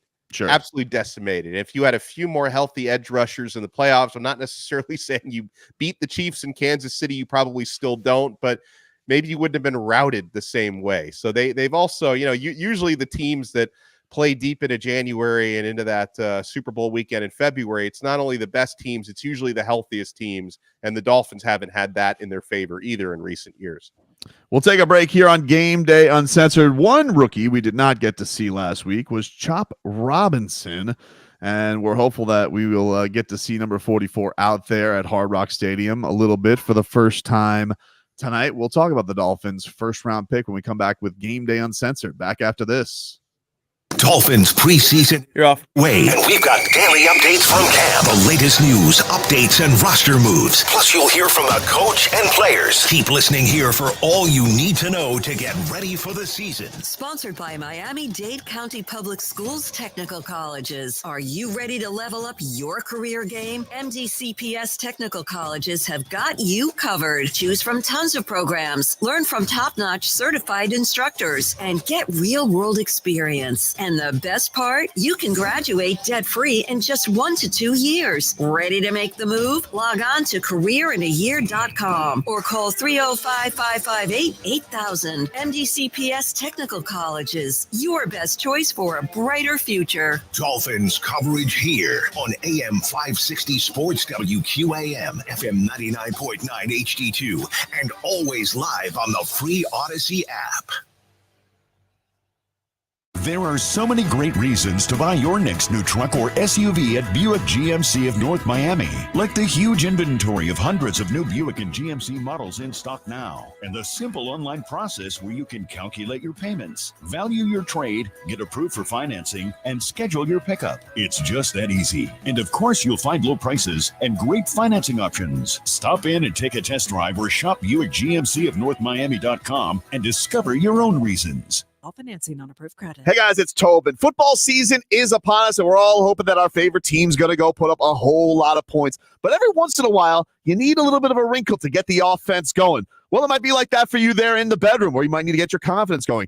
That's why I want to tell you about my friends over at Blue Chew. Blue Chew is a unique online service that delivers the same active ingredients as Viagra and Cialis, but in a chewable form and at a fraction of the cost. Because who wants to go to the doctor, have those weird conversations, just sit in a waiting room? You're already going to feel judged. This takes that all out of the picture. Blue Chew is an online prescription service, so there are no doctor's visits. There are no awkward conversations. There's no waiting in line at the pharmacy. It ships right to your door in a minute. And I got a deal here for my listeners because I love you. You guys can try Blue Chew absolutely free when you use the promo code SHOWPONY. Go to BlueChew.com, go to the checkout, use the promo code SHOWPONY. Your first month is free. What do you have to lose? Check it out today. BlueChew.com. That's BlueChew.com. Use the promo code SHOWPONY. At JM Lexus, it's the perfect time to catch the deal you've been waiting for. As the Golden Opportunity sales event continues, there's no dealer fee for even bigger savings. You'll find one upfront price, and it's always the best price. We've got an A+ rating from the Better Business Bureau. Plus, JM Lexus has a 4.8 Google rating with over 19,000 reviews. Don't miss your opportunity to score even more. When you think Lexus, think JM Lexus. Cool way to listen to WQAM, the free Odyssey app. Download it today and make us your favorite station. Same great shows, same great games. Plus, you can use the rewind feature and listen to anything you missed. Hurry! Now, let's get back to Game Day Uncensored. On AM 560 Sports, WQAM. FM 99.9 HD2, and always live on the free Odyssey app. Game Day Uncensored is sponsored by Southern Lexus Dealers. Find your summer getaway at the Lexus Golden Opportunity Sales Event. Get offers on select models through September 3rd. Also sponsored by the free Odyssey app. Download it today to listen to us live or on demand. And by Ed Morse Sawgrass Cadillac. When it comes to returning your lease, Ed Morse has your back. Ed Morse Sawgrass Cadillac is your lease return headquarters. Click edmorsesawgrasscadillac.com. Ed Morse is a proud partner of the Miami Dolphins. Nope. Welcome back. Game Day Uncensored here. 560 WQAM. Getting you ready for Dolphins Commanders, which comes your way 7 o'clock tonight from Hard Rock Stadium. Preseason game number 2. I was just saying Dono during the break. We got some preseason action that's already going underway. Right now, the Chiefs are playing the Lions, Dono. And I just sent you a ridiculous pass. Patrick Mahomes behind the back. He's trolling everybody. And he completes the pass too. It's crazy. Yeah, it's enough of him. He does it all. It's crazy with what he's able to pull off because he's a monster. He's an absolute monster, and now he's just out there just right behind the back to Travis Kelce. They're already just playing games. in the middle of preseason. I'll give you guys your scores right. They're up 13-0, by the way. Any of you sickos out there gambling on preseason football? And by the way, let me add: if Pat Mahomes is playing in a preseason game, so can Tua. Like I saw some people in the chat that are like, no, he shouldn't have to play at all in the preseason. You're probably looking at that more from the injury angle than anything else. But it's like, if Pat Mahomes is not too good to play a couple series in the preseason, Tua can play, and he wants to play. Let's let this guy play in the preseason. Agree. Listen, Patrick Mahomes not only he's playing. Like he's playing the first quarter. Their first round pick, Xavier Worthy, which I don't know what, screw the Bills for letting them get him, because they did not need more speed. So thanks a lot, Buffalo, for allowing that trade for the draft. Thank you. Xavier Worthy, 3 catches, 62 yards, and a touchdown. So he's already welcome to the dynamic family. It looks like Carson Wentz has finally replaced Patrick Mahomes after a cool performance from him. I want to say a year ago at this time, there was a preseason game when Mahomes played way longer than anyone thought he should, where it was like clear, like he wouldn't let Andy Reid take him out. It's just like, no, I'm going to keep playing. I'm having fun out here. But I think there was, or he played like an entire half last year, if memory serves. Yeah, you might be right about that. The early game today was Texans at Giants. Texans beat the Giants 28-10. Daniel Jones. Oof. I mean, he was, let me get the numbers. He was 11 of 18, 138 yards, 2 interceptions, and they were bad ones. I mean, there was a pick 6 that was in his own end zone. That was, and then there was one where he caught one of the cornerbacks in stride. So Danny Dimes, he had a tough one here today. Ravens beat the Falcons 13-12. And then in the Leroy Horde Bowl, Browns and Vikings. Wow. Is he at that game? He is not. He's saving his trip. He told me he's saving his trip for actually Dolphins and Browns. He's saving that for. I'm like, I would love Leroy to go to that game and wear one of those jerseys where it's half Vikings and half Browns, and just the Kelsey mom. Yeah, like the Kelsey mom. I mean, his affinity is definitely with the Browns, even though he had, I think he says, more statistical success with the Vikings. That was an insane offense, but they are tied at 7 apiece. So there you go. That is your preseason action right now.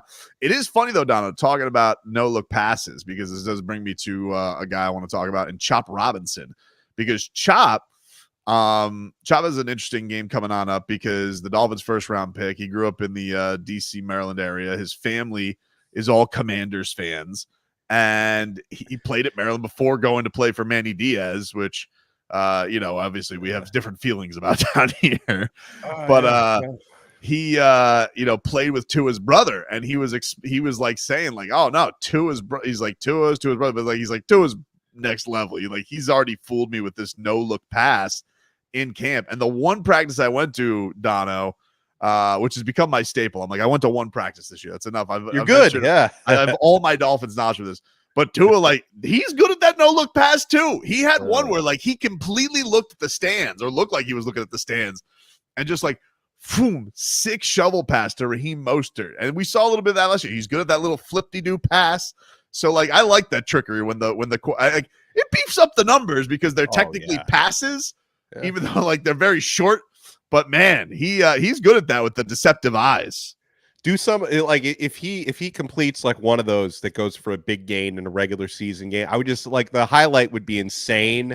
Now I know some fans would freak out. It's like, why are you doing that in a game that counts? But if Tua is as good at that as you say he is, and the Chop Robinson says he is, I want to see that in at least one regular season game. And yeah, for Chop, hopefully, I'm sure the family in preseason will not be holding any Commanders allegiances. They're going to go all out for cheering for Chop Robinson tonight. But it is interesting, Tobin. I think about if my son had any sort of athletic ability, if he were to someday grow up and get drafted by the New York Jets, what would I do? Do I become a Jets fan, or what goes on there? I guess we got to go to the man, the legend in South Florida, of Tim Hardaway, who had to root for his son in a Knicks jersey. Right. I think he's always been wanting that Tim Hardaway Jr. would get his shine with the Heat one day, but he had to go immediately allegiances to the New York Knicks. What would you do if he is good enough just to go to college? Is there any shot you're even allowing a Gator scout to look at him, a Nola scout to look at him? That's I feel like you might have to get to this tougher Yeah. decision even faster than the pros. If he was in a situation where he had scholarship offers from Miami and Florida State and Florida, and he chose somewhere other than Miami, I don't think he's allowed back for Christmas. Like, seriously, it's like, I mean, I guess like if for whatever reason he didn't have a Miami offer, and then I could say, well, I guess you're not Miami material, go play wherever you have to go play, then I could live with it. But if he had a Miami offer and went somewhere else, that's not a situation that would be tenable in my house. I love the Dono household. Like, you and your wife are going to be sitting there at the table, and then all of a sudden he's got the hats out there, and you all think he's going to Miami, and he just dekes you because somebody came in with an NIL offer you were unaware of, and now you're on one of these viral clips of just a shocked, disgusted father because it would be like an Alex Collins situation. I think that was the one who, like, his mom thought he was committing to Miami, and she like ran away with the scholarship. Like, she tried to keep him for like that. That would be me. I'd be like, what do you do? You can't sign this. What are you doing? I don't care how big the NIL is. You cannot do this. Yeah, but no, Chop is going to be an exciting one. Like, we did not get to see him last week because he was dealing with a minor injury. And so you'd expect that he's going to probably make his preseason debut, but is impressed. Like, everybody says, like, you can see the athleticism. It jumps off the page.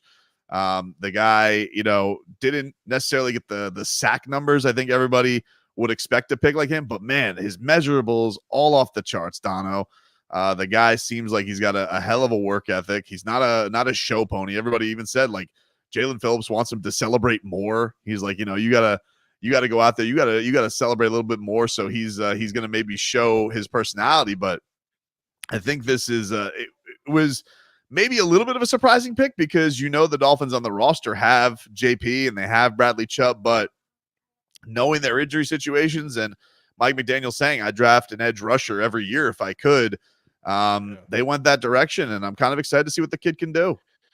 I mean, I'm trying to do whatever mental gymnastics I can to blame Manny Diaz for his lack of sack numbers last year at Penn State. Like, Penn State had one of the best defenses in the country, one of the most aggressive defenses. I don't know if Chop Robinson must have been like their Chris Bosh, where, he had to play a certain way so everybody else could excel.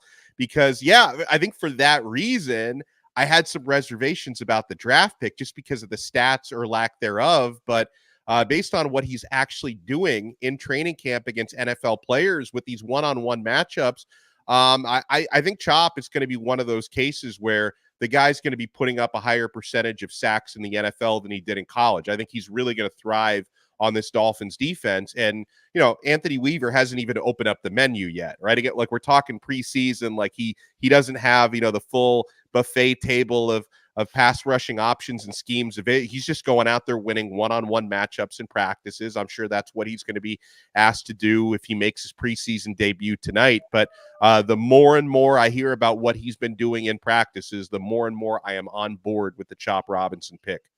Here was Chop earlier in the week. He's not overblown that it might be his first time on an NFL field tonight. I just try not to overthink it. Just go out there, play football, have fun. At the end of the day, it's just football. So just go out there, listen to my coaches. I know the playbook, so I just go out there and play.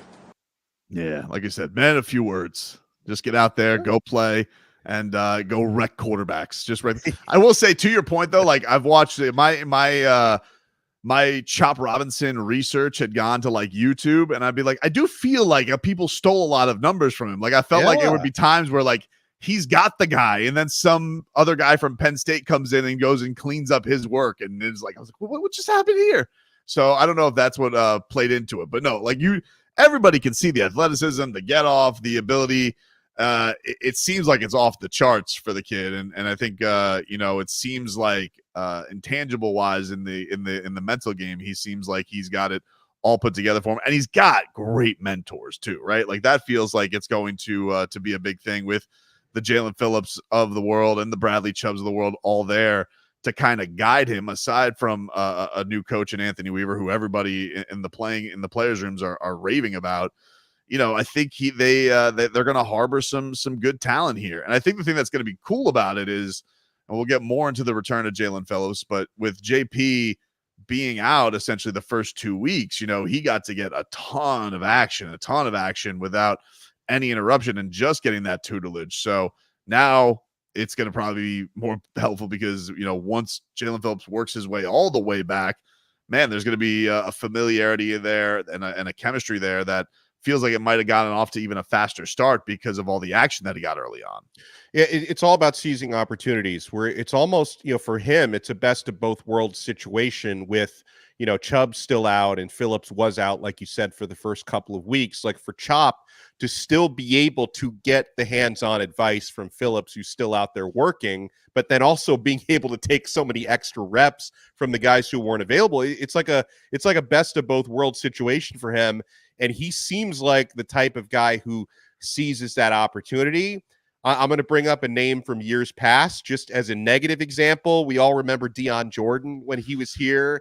And then you started to get the reports that like, oh, sounds like this guy's not working very hard. Like he's got Jason Taylor's phone number who wants to work out with him. He's not calling JT. He's not calling him back. This is the complete opposite. Chop Robinson, and I had heard those stories about him coming out of Penn State into the draft. Did not worry whatsoever about his love for football, the character, the work ethic. Like he's the type of person who wants to go out there and earn every single rep he gets. Here was Jaylen Phillips. He spoke about the rookie when he had his first media session of the training camp. Coming back, he's off the PUP list now, and JP is very impressed by what the rookie has shown thus far. Great. They've been super eager to learn. They've been picking my brain. I've been trying to give them as much knowledge as possible. And when I see them play, like Chop, he's super athletic, super explosive. His get off, his aggression, his leverage, everything is like better than I was when I was a rookie, for sure. And his mentality too, like he doesn't even celebrate. Like I'm trying to get him to be a little bit more emotive, just because you could tell how like that's not enough for him. Like when he makes a big play, makes a TFL or whatever, like that's kind of the standard, which is an amazing thing. And so I think he's been doing a great job. Mo's been doing a great job. Like I said, super eager to learn. There you go. And Mo Kamara, of course, also did not play last week. We will see if the Colorado State. Now he put up a lot of sack numbers. That dude. Yes. Yeah. that guy. He sacked the quarterback a lot. So it's an interesting. Now he doesn't maybe necessarily have the physical attributes that Chop does, but that's a man who seems like he gets after the quarterback. He just has some football know-how. So I think it's going to be exciting to see if these guys do make their debuts tonight. Dono, we had such a great last week with the rookies. It's going to be tough to top it. But now you get to sprinkle in some new cast members to spice things up. Almost like an episode of Love Island, Dono, when they have the bombshells come in. They, you get bored of the cast and then they bring in somebody new. It's very exciting. I've never watched Love Island. Never. I'm the one. It was, this has been a big year of the USA, because the USA had never had a season like this. It always was great on the UK. My wife and I were team Love Island, only watched UK. And then this year they got a new host from Vanderpump Rules, Ariana, who was everybody's sweetheart because her cheating ex-boyfriend, Tom Sandoval, a real bastard, broke her heart. And so she became like everybody's darling. She hosted Love Island this year. Numbers through the roof, and it was a great season. Anyway, I digress. Bombshells, they come through. They spice up the season, just like Chop Robinson and Mo Kamara could do a preseason game number 2. Well, and that's one of the exciting things about preseason, because every week you're going to see guys you didn't see the prior week. If nothing, because if you were to tell me, hey, by the way, you're going to have the exact same players who played last week, which included like 40 starters not playing last week. It included your 2 backup quarterbacks essentially sharing the starters reps. I'd say, you know what? I'm going to find something else to do from 7 to 10 tonight. But no, the idea of seeing the Chop debut, the idea of probably seeing Tua tonight, we'll find out I expect him to play. We'll find out the inactives list a little bit later. I'm all in, Tobin. The layers, like you said, sprinkling in some different faces this week. I'm looking forward to it. Well, one guy we will not see this week, but certainly there was a lot of news around him this week, was Odell Beckham Jr. We will talk about the Dolphins' latest free agent signing, wide receiver, and OBJ, and a little bit of drama this week with some social media back and forth with fans, and we'll get into a lot of that coming up. Game Day Uncensored, back with more after this. This You're off. season, keep it on AM 560 Sports WQAM for hurricane coverage as we partner with CBS Ford to bring you the latest storm information. Hurricane coverage on WQAM comes from the Paul Baines Roofing Hurricane Center, serving Broward, Dade, and Palm Beach. Whether it's a new roof repair or 24/7 emergency service. I'm Paul. Give me a call at 954-981-7663 or paulbainesroofing.com. Why choose a Sleep Number smart bed? Can I make my side softer? Can I make my side firmer whenever I want? Can we sleep cooler? Sleep Number does that. Cools up to 8 times faster and lets you choose your ideal comfort on either side. 94% of Sleep Number smart sleepers report better sleep. And now, during our biggest sale of the year, save 50% on the Sleep Number limited edition smart bed, plus free home delivery on select smart beds when you add any base. Limited time. To find a store near you, visit sleepnumber.com.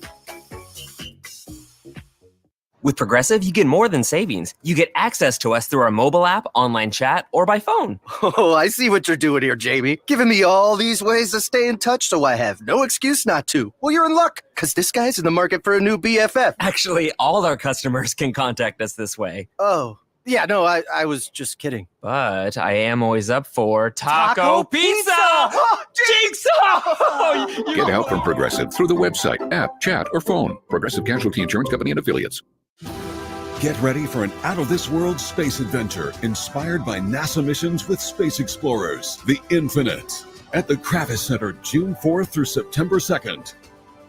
Embark on the International Space Station and join the crew of astronauts for a spacewalk that'll leave you changed forever. Don't miss the chance to discover this unique, immersive experience. The Infinite. June 4th through September 2nd at the Kravis Center. Hey, this is Jason Taylor, and when it comes to banking, I trust Power Financial Credit Union. Why? Because they're not a bank. They're even better. From your everyday banking needs to major life events, Power Financial Credit Union is here for you every step of your financial journey. Discover the difference today. Visit powerfi.org today and use promo code JT to get a $199 bonus when you join. Federally insured by the NCUA. Membership eligibility required. Retirement doesn't have to be complicated. Are you sick of all the fancy charts and investment mumbo jumbo thrown at you to justify the Wall Street fees you're being charged? It's not the size of your nest egg that matters, but rather the income it can produce. Hi, I'm Mitch Lyons, best-selling author and star in a brand new Hollywood documentary called The Retirement Deception. In this film, we traveled over 20,000 miles interviewing real Americans who have retired successfully with a great lifestyle and peace of mind. They share their stories on how they get more retirement income with the same dollar saved, and the money is never at risk if the market crashes. That's right. If the market crashes 30%, you lose nothing. Even the super wealthy are shifting money into this new strategy because it increases their retirement income or can allow them to stop working years sooner. So if you are over 50 and want a bigger, better, stress-free retirement, call to talk to a specialist and get a free copy of this brand new movie, The Retirement Deception. 888-481-3567. This is a $30 value, but when you call today, you get it completely free. So don't delay. Call 888-481-3567. Again, that's 888-481-3567. Every day is an amazing day at Cheetah Pompano Beach. Free lunch till 3 p.m., happy hour till 6 p.m., and $100 bottle specials Sunday through Wednesdays. CheetahSOFL.com for more info. I'm Bob Burke, founder and chairman of Burke America Parts Group, a family of brands that includes RepairClinic.com, an appliance and HVAC part solution company that's grown into an international brand. Before AmericanEagle.com, we partially launched a new technology platform developed by another firm. American Eagle helped take our technology to a whole new level with digital marketing, software development, and business insights into our key markets, appliances, HVAC, and outdoor power equipment, and did so both on time and on. 1 minute. AmericanEagle.com has the resources, experience, and talent needed to produce solutions. Our new technology platform, developed by AmericanEagle.com, has produced tremendous results with higher traffic, conversion, engagement, and online revenue. If you have any home repairs you need to take care of, check us out at RepairClinic.com. If you need a world-class website or technology project, then I would highly recommend AmericanEagle.com. Call AmericanEagle.com at 773-NETWORK. That's AmericanEagle.com, 773-NETWORK. Snakes, zombies, public speaking. The list of fears is endless. But the real danger is in your hand when you're behind the wheel. Distracted driving is what's really scary and even deadly. Eyes forward, don't drive distracted. Brought to you by NHTSA and the Ad Council. Tropic Fan Fest is on at Tropical Smoothie Cafe now through August 18th. And you know what that means. A free smoothie with bowl or food purchase for Tropic Rewards members every day, all week. Don't miss a day. Download our app and join Tropic Rewards to get in on the fun. Terms and conditions apply. This is Game Day Uncensored on WQAM Miami, WPOW HD2 Miami, WKIS HD2 Boca Raton, an Odyssey sports station. Now, let's get back to Game Day Uncensored on AM 560 Sports, WQAM, FM 99.9 HD2, and always live on the free Odyssey app. Game Day Uncensored is sponsored by Southern Lexus Dealers. Find your summer getaway at the Lexus Golden Opportunity Sales Event. Get offers on select models through September 3rd. Also sponsored by the free Odyssey app. Download it today to listen to us live or on demand. And by Edmore Sawgrass Cadillac. When it comes to returning your lease, Edmore's has your back. Edmore Sawgrass Cadillac is your lease return headquarters. Click EdmoreSawgrassCadillac.com. Ed Morse is a proud partner of the Miami Dolphins. All right, welcome back, everybody. It's Game Day Uncensored. As phlegmy as that open was, we will clear it on out as we get to preseason game number 2, Dolphins and Commanders. Tobin here with you alongside Alex Dono, who is kind enough to join us, COVID and all, from his beautiful mansion as we are getting ready for preseason game Part 2. Danny Garcia producing for us today. Appreciate him stepping on in as we get you. We got 2 more hours to go as Dolphins preseason game number 2 gets ready at 7 from Hard Rock Stadium.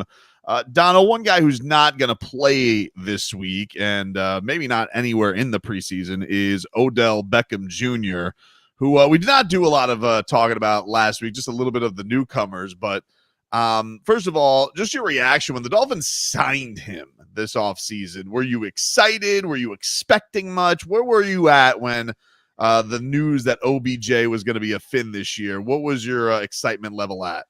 I was actually pretty excited, understanding that this is not the OBJ of 7-8 years ago, but nor is he expected to play that sort of a role. You're talking about a third receiver who can bring experience, playmaking abilities, still speed and explosiveness.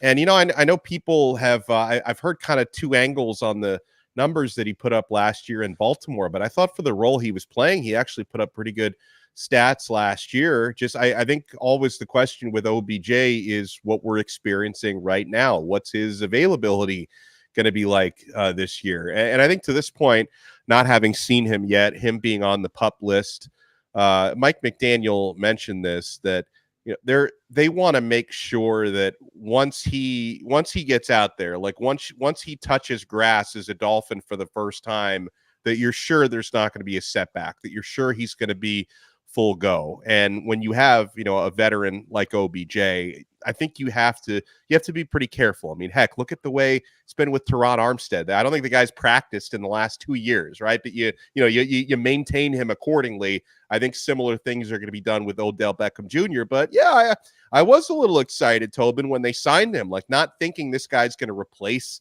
Tyreek Hill or Jalen Waddle, but thinking he can complement those guys and give Tua another option.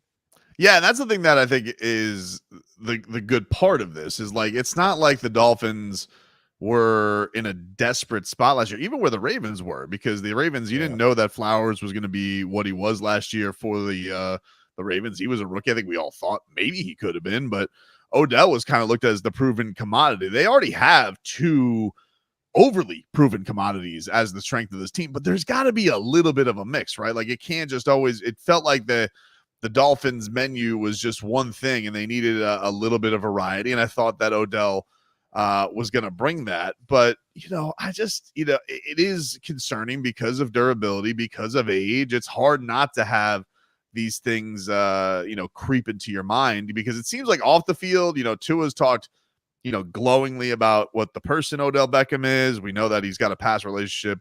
He's won a championship with Jalen Ramsey and the Rams. Man, he's a polarizing player because, yes, there is, off the field headlines that always come with him, whether it be, him and his dad, beefing with Baker Mayfield, or It'd be him with Eli Manning and the talk radio back in the day. But he is older now. I don't know if that drama, floats his boat the same way. Now, this week was an interesting week. We'll play some clips here from Tua and then get into a little bit of what happened with Odell on Twitter. But this was Tua, and he was asked about his chemistry with Odell, and he said he can't really measure it yet because Odell hasn't been running routes. You got a chance to throw with Odell some? I know he's not able to practice. Yeah, I got to throw with him some, not routes wise, but just him spot catching, him getting to see the way the ball spins, get a feel of it. So what gives you confidence that you guys will be able to hit the ground running when he comes back? Well, I tell you what, I think it's more confidence for him once he's able to start running and catching balls, and seeing it in that sense with guys across from him. Then also, it's a whole nother thing to do that. Then also he has to know, okay, where to line up and then what that play is, if he has emotion or if he doesn't have emotion. So that's where I think will be one of the tougher parts. And it's not just for him, it's for everyone and anyone trying to get to know the playbook in this offense. It is tough. That is the thing with Tua that's interesting. Don, sometimes he's overly honest. He'll give you like it is. He's like, well, I don't know if it's going to be easy. You got to learn the playbook. He's got to line up against people. So and we don't even know he can't run yet. So this kind of like led to wait. What do you mean he's not even running routes? Because we don't know. Football's very secretive, and especially when you have to put in an injury report, we don't really know what where the structure was of Odell Beckham Jr. He put some motivational stuff on Instagram, but it was just pictures of him lifting. Right. There was some, I guess some people saw him work out at the facility on the side, and I don't know if those like were the cleanest of looks. Like he didn't look like all the way healthy yet. So yeah, it just gives a lot of question marks right now with him as far as like what the timetable is. But I guess the benefit of it is because you already have Tyreek and hopefully a Jaylen Waddle, although Jalen's missed, I think, 7 practices in a row, which is great. He has. Hopefully those guys being ready, it's not the rush or the desperation that you have for like an a la Jaylen Phillips to come back because all you have is old guys and rookies.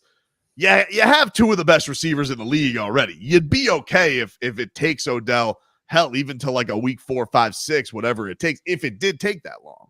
And you would hope that with Odell's experience, he gets acclimated very quickly, that the learning curve to adapt to, a new offense and a new quarterback could be a little bit quicker with him. I'm definitely not that encouraged by, Tua admitting he's not running routes yet. I mean, it's like, okay, so basically all you're telling me is he can stand at a spot and kind of get used to the spin that you put on the ball with your left hand. Like that's where we're at right now. That's not that encouraging, but like, I'm hopeful that when Odell does get healthy, that he can pick up with what he did last year. Because again, like I'm puzzled, Tobin, at some people looking at these numbers and being like, oh, well, I'm not impressed. Understanding at what point in his career he's in. I think averaging 16.1 yard per reception last year on 64 targets, 35 grabs, averaging over 16 yards per reception, 565 receiving yards. If you can take those types of numbers and plug this guy in as your third receiver, that's not bad. That's a guy who doesn't play at the level he was at in his peak, but Odell can still play if he can get on the field. Yeah, and I just think looking at it last year, Dono, we talk about like what are the next steps of this offense. And I think red zone's definitely an interesting one, especially with it, because like if they had to run that damn fade to Tyreek Hill one more time, I was going to probably break my television. Like worked one time perfectly in week 1, and then they just kept going back to it, and it just never caught on. Look, you have those guys are great, but in a tight squeeze situation, sometimes in the red zone, like you want guys who can maybe get a little bit more physical and can body guys up. I'm not suggesting that Odell's Megatron. He's certainly not that, or an Andre Johnson, but he's not 5'9" and weighing like what those guys weigh. So I think there's something a little bit there. I think Jonnu Smith's going to help a little bit with that too. Certainly. And man, they're talking up and down about this Julian Hill all camp, which is kind of exciting. That gets me that gets the goosies flowing for me, Donald, because he's getting the orange jersey this week. And they're giving him the Kittle tape, which I feel like for this offense, when they start giving you the Kittle tape, like that's a passing of the torch. Like he's ready. Give him the Kittle tape. Let him watch it. See if he can be the next Kittle. No, I don't know if he will be the next Kittle. Probably the odds would probably not. Probably be in not. favor of But I would that. be excited Listen, if you. but even if you're not the next Kittle, if you could become like 75% Kittle, that's going to be better than most players in the league. Here was Tua asking about where Odell fits in once it gets going. Where do you see OBJ fitting into this offense when he finally gets? Well, I got to see catching and running routes with our guys first and getting into the mix first before I can say anything. What I can tell you, though, is the guys out there, they've been working their ass off in this heat, and, they've been studying, and it's, like I said, it's not an easy offense to learn. So, I just want to commend the guys that are out there. It's hard because there's a lot of guys that are also down, too.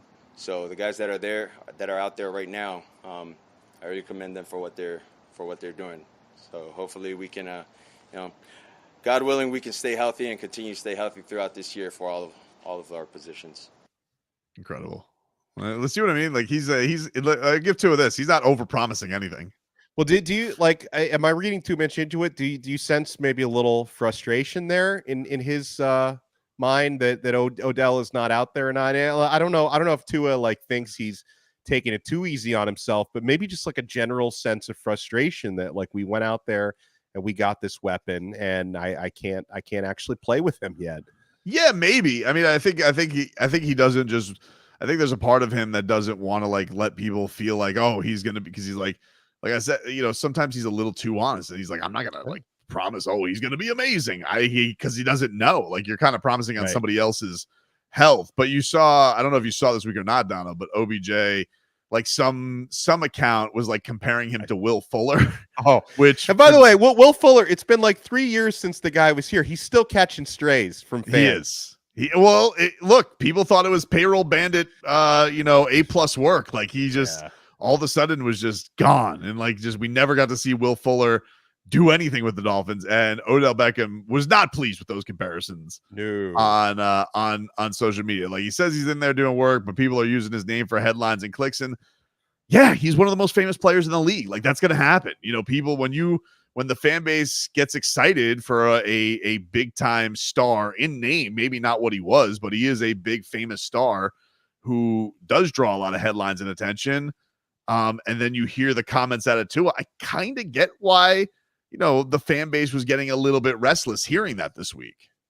It's I can only speculate on what Odell is actually going through, but like you said, at least there's evidence that he's at the facility working out. I'm not sure if Will Fuller even had the facility programmed into his GPS. I don't think Will Fuller actually ever showed up at the facility when he allegedly played here. So at least Odell, I think, is actually trying to put in whatever limited work he's able to do with his injury. He's at least trying to do that. So yeah, when you get called out by, some dude on his couch on social media, I get the frustration, but I'm also, Tobin, I am of the mind that you're in the position that OBJ is in life.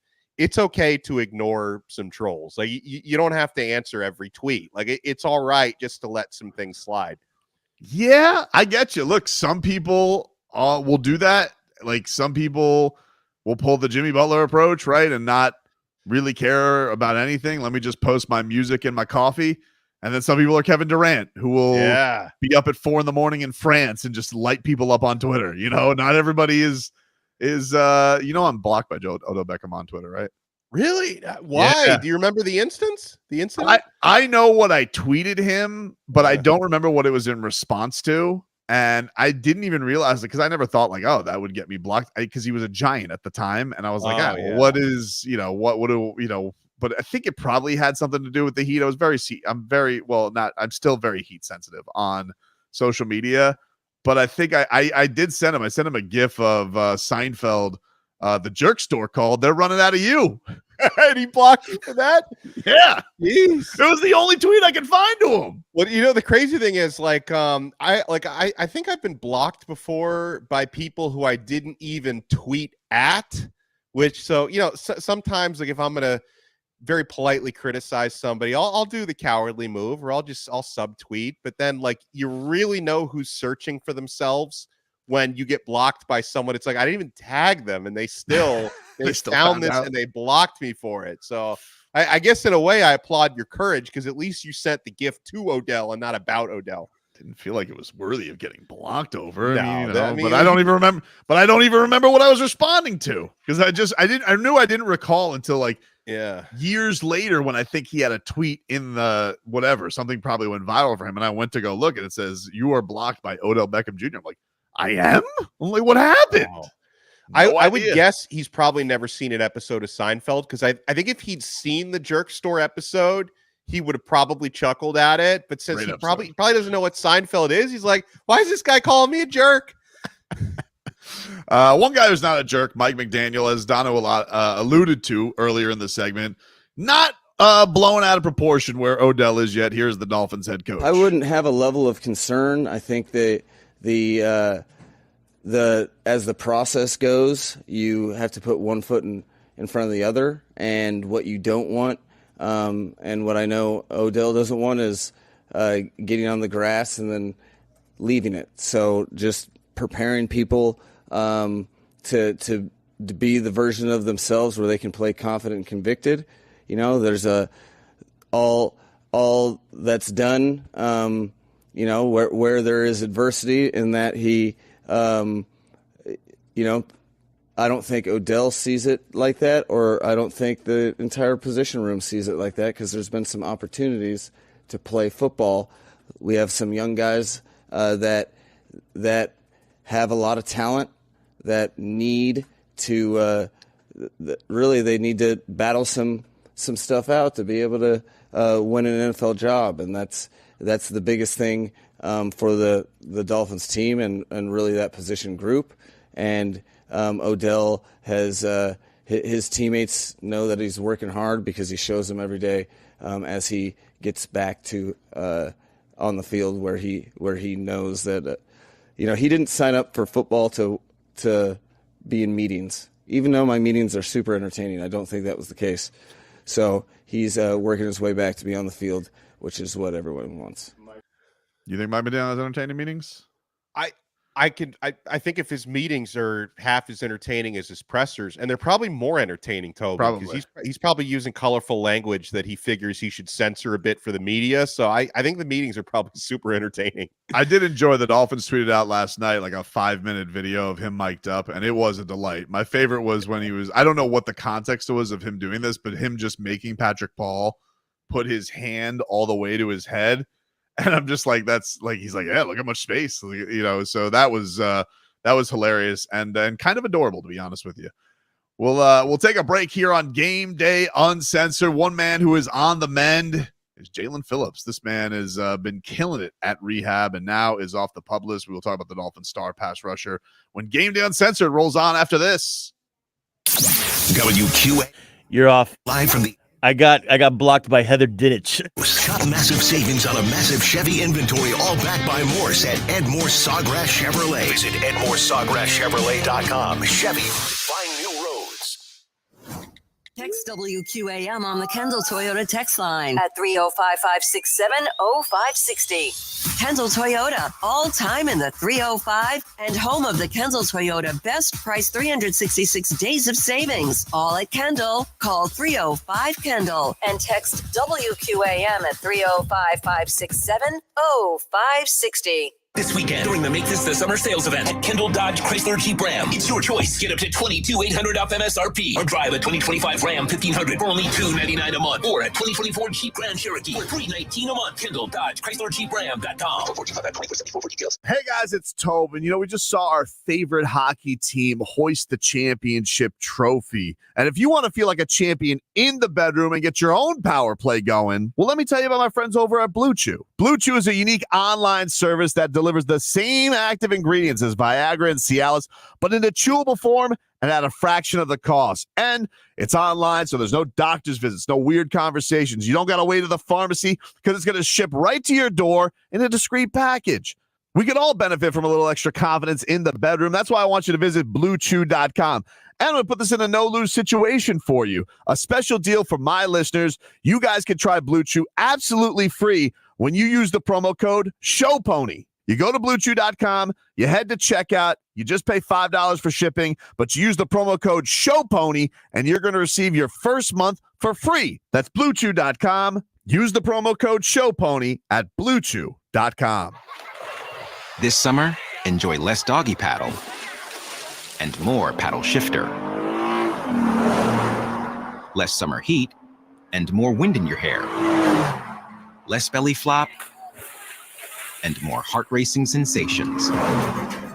Find more thrills this summer at the Lexus Golden Opportunity Sales Event. Get offers on our select exhilarating vehicles. But hurry, the opportunity ends September 3rd. Experience amazing at your Lexus dealer. Prescriptions require an online consultation with a healthcare provider who will determine if appropriate. Restrictions apply. See website for details and important safety information. Subscription required. Price varies based on product and subscription plan. Hey guys, did you know there's a generic form of Viagra that works just the same but is 95% cheaper? And you can get it online at hims.com/joy. Through Hims, you'll get a free medical consultation to determine the ED medication that's best for you. Discreet shipping if prescribed, a 100% online process, and a range of treatment options, including trusted generic alternatives to the name brands, at up to 95% off. ED is personal, and at Hims, so is treating it. Just go to hims.com/joy and get connected to a licensed medical provider online for free with zero copay, no expensive appointments, and no awkward face-to-face conversations. To start your free online visit, you need to go to this exclusive address, hims.com/joy. That's hims.com/joy for your free online visit. hims.com/joy. Hey, fantasy football fans, do you want to be the owner who was doing a cram session the night before the draft? I didn't think so. You need to start your prep now. 30 seconds. Roz from Upper Hand Fantasy. Zach and I are here to get you ready for your fantasy football drafts with insights and advice. From sleepers to busts, we've got you covered and give it the upper hand on your friends. Today is the day to start getting ready for the draft. So join us and stay ahead of the competition. Follow and listen to Upper Hand Fantasy on the free Odyssey app or wherever you get your podcasts. Your favorite shows, the games of your favorite Miami teams, and more can be heard on the free Odyssey app. Don't miss out. Download it today and make WQAM your favorite station. Game Day Uncensored continues on AM 560 Sports, WQAM, FM 99.9 HD2, and always live on the free Odyssey app. Game Day Uncensored is sponsored by Southern Lexus Dealers. Find your summer getaway at the Lexus Golden Opportunity Sales Event. Get offers on select models through September 3rd. Also sponsored by the free Odyssey app. Download it today to listen to us live or on demand. And by Edmore Sawgrass Cadillac. When it comes to returning your lease, Edmore's has your back. Edmore Sawgrass Cadillac is your lease return headquarters. Click EdmoreSawgrassCadillac.com. Edmore's is a proud partner of the Miami Dolphins. Welcome back, everybody. It is Game Day Uncensored here, 560 WQAM. Tobin here with you alongside Alex Dono as we are getting you set for Dolphins Commanders preseason game number 2. Gets going at Hard Rock Stadium at 7 o'clock tonight. Guys, if you're on your way to the stadium, appreciate you guys tuning on in. If you have us streaming on YouTube and Twitch, Miami 560 WQAM is the place where you guys can subscribe to us, and on the Odyssey app, AUDACY. Dono, I know you had to be very excited this week as your fellow Miami Hurricane, Jaylen Phillips, made a return to the practice field. That, I don't know if there's been a more devastating episode of Hard Knocks ever. I know I'm a little biased of this because of the Dolphins' ties, but that episode of him tearing his Achilles last year was brutal. So to see him back on the practice field this week and you know, being able to attack rehab the way he did was super, super exciting. But what was your reaction this week that JP's already back off the PUP list? Still, despite the fact that like we were all going crazy about a month ago when that video of him doing that ladder footwork drill, and it looked like, oh, he's moving around so well, but we still had to wonder, like, that's, you know, very situational workout. Like, is he actually truly ready to get back to football activities yet? And lo and behold, a few weeks later, he is. I think it's a tremendous blessing, not only for him, because going through that specific injury, it can be a really tricky one to rehab. It can be a tricky one to come back from. And, you know, I know that he has apparently I've heard he has taken his rehab so seriously to this point where he's been able to get back into football shape ahead of schedule. Obviously the Dolphins are still being careful with him. Don't expect to see him play tonight. Probably won't expect him to see him play in the preseason finale next week either. But yeah, the idea that Jaylen Phillips could be ready, really quickly near the first end of the regular season. It's so important knowing you're going to be without Bradley Chubb for longer. And the pass rush is going to be super important, Tobin, when you're talking about a team that is trying to contend for, to host a playoff game this year, which they should have done last year, try to contend for a deep playoff run. The thought of doing that without a guy like Jaylen Phillips on the field for the majority of the year is a difficult proposition. He was doing so well before suffering that injury. Hopefully he comes back even better. Yeah, it's crazy to think because he was even like, remember on the Hard Knocks from Mike McDaniel's like, hey, make yourself a household name. It was a national televised game. Absolutely brutal. I mean, it's interesting because, to think about like what his story is, because this is a guy who like one time medically retired out of the sport and like came completely back to have his story go from the University of Miami to where he was with the Dolphins. So it's not like this guy's unfamiliar with physical adversity. But man, dude, I mean, like we all look at him and he's a freak. I mean, like he looks like a freak. He's not made of the other stuff most men are made of. Like he's a monster. But it's one thing to just know that with with him looking with his shirt off. It's another way to see like he's running faster than anybody. I think Anthony Weaver said he runs faster than anybody his size that he's ever seen.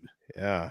And going back to his time at the University of Miami, like some people may forget that, he and Greg Rousseau, they were drafted the same year, but they didn't actually play together because Rousseau opted out the COVID year. And that was the year that Jaylen Phillips was healthy and had his breakout senior season at Miami. And I remember when the news came out, that was the 2020 football season, when the news came out that Greg Rousseau was opting out, like Jaylen Phillips, who, we hadn't really seen play at Miami. All we knew is, hey, this guy transferred from UCLA, was a former #1 recruit in the country, but has had terrible injury luck. We don't really know what he can do. Like he tweeted out, like, Miami fans, don't worry, I'm here, I'm playing this year. And I'm like, okay, buddy, you go show us. And then he went out there and did just that. Like I didn't know what to expect from Jaylen Phillips. I was so pleasantly surprised by the way he played. And man, the thing that I love about Phillips as a pass rusher is also the versatility to be able to drop in coverage, and really everything he tries to do, he's done at a high level to this point. And man, I can't wait to see him play again. Let's hear a little bit from Jaylen Phillips this week. This was him discussing when he got off the PUP list and had his first practice. He said, it was great to be back. He wants to even do more. Feel amazing. Just happy to be back out here. It was a little bit of a tease. I'm ready to start hitting some things, but it was great. I'm just so blessed to, have my health and be out here running around with the boys. Guy seems, by the way, I don't know if you saw the week beforehand, Dono. Did you see where he saved a woodland creature from thirst?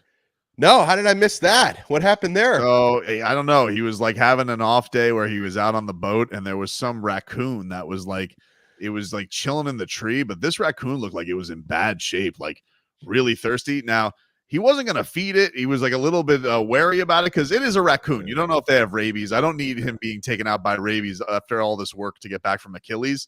Right. But like this raccoon, I mean, it's the middle of the South Florida heat. It's got fur. It's not great conditions. It can't drink the salt water around. It needs to find something to drink. And Jaylen Phillips befriended this raccoon and gave it like water. He poured the water onto the leaves and the raccoon went and like was so this is an A+ human. This is an A+ human. He's not only out there, wreaking havoc on quarterbacks, but a man off the field who is an animal lover and saved a raccoon from thirst. Man, I like animals, don't love them that much. Couldn't see myself helping a raccoon in that same situation. So good for him, man. I think even more highly of him now. I'm thinking if I see a raccoon that thirsty, I'm like, that's a shame. Yeah, I'm thinking like, okay, like you said, probably has rabies. At least I'd be fair to assume it does. I'm just going to keep taking my boat right on by.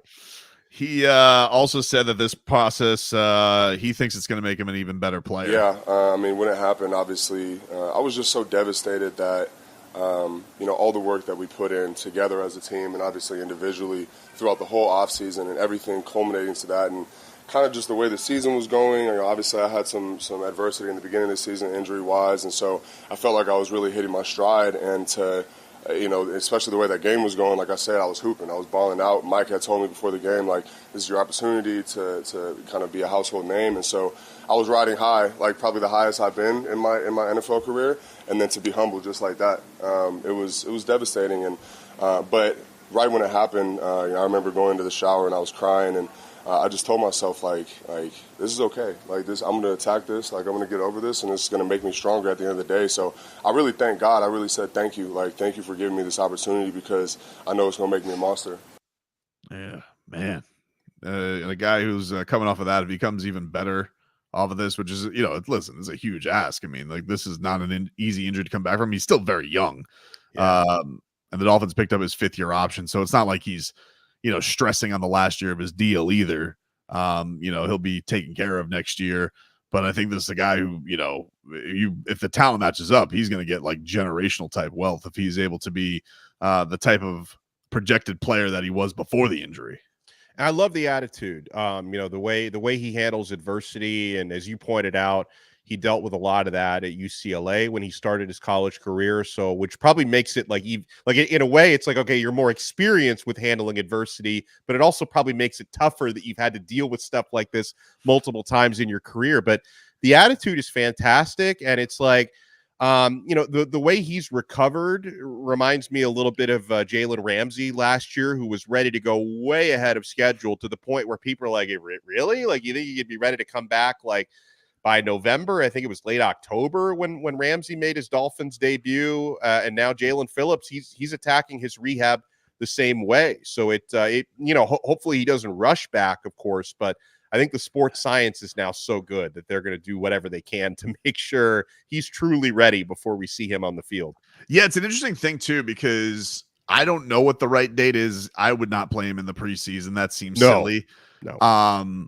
Even if he's jonesing for it. But it is interesting, Don, because remember the Dolphins have an interesting start to the year where it's 2 games back to back, because you have week 1 and then you have Thursday Night Football right there. So you could go 2 ways. You could either just say, hey, do you skip let's just say he's ready to go week 1. Do you have him have a quick turnaround? It would seem prudent to probably not have him play on 4 days rest. So this sounds like a Jimmy Butler back-to-back situation. A little bit, yes, how to handle this. But actually not a tennis tournament. This is an actual this is an actual serious injury. He's trying to work his way back from. But like, do the Dolphins and I don't know what he's going to feel on this, but do the Dolphins just say, let's just start? Let's say he's good to go for week 1, but like just start him week 2, or maybe you just say, do we wait until week 3 until it's Seattle? Because I do worry about that quick turnaround right away for him. And I feel like if you instead just start him game, 10 days off, then a game, and then I think their bye week's pretty early too. I don't know. I don't know what the right answer is, but it's awesome to see him out there. I mean, no matter what the right answer is, I don't think the right answer is 2 games in 4 days. So it's either like option B or C. Like either you play him, sit him the second game, and then play him again the third, or you wait till the second game or wait till the third game. Whatever you do, as a concerned Dolphin fan and a huge fan of Jaylen Phillips, I don't want to risk 2 games in 4 days this quickly coming off an Achilles. I'm good having a little bit of maintenance to start the year. That's a great point. We'll take a quick break here on Game Day Uncensored. Tyreek Hill, can't go a week without him saying crazy things, including some big-time predictions for his teammates. We'll be back with more Game Day Uncensored after this. Summer's underway. You're off. Miami's in full swing. Into the area. Messi beats the line, beats the goal. Messi slashing through like no one was there. And this is where you can listen to every Inter-Miami MLS match. Trying to find Taylor, but then spots Alba on the trail. In for Messi! And one-touch Starley past Berkey to tie things up. From pregame to postgame, we've got you covered on the home of Inter-Miami. AM 560 Sports, WQAM, FM 99.9 HD2, and always live on the free Odyssey app. Our goal at Hollywood Kia is to be number 1 by making your car buying experience the best possible. With the highest volume of Kia sales in Florida, at Hollywood Kia, you're going to find an extensive selection of new models and certified pre-owned vehicles to choose from. This means we can do the deals that other dealers can't or won't do. Experience Hollywood Kia's no-pressure environment where we help you find the perfect vehicle for your needs and budget. Come in to trade in, lease, or buy a Kia today. We want to see you in a Kia from Hollywood Kia. President Trump says Newsmax is terrific. Mike Huckabee says he's tuning in like millions of Americans.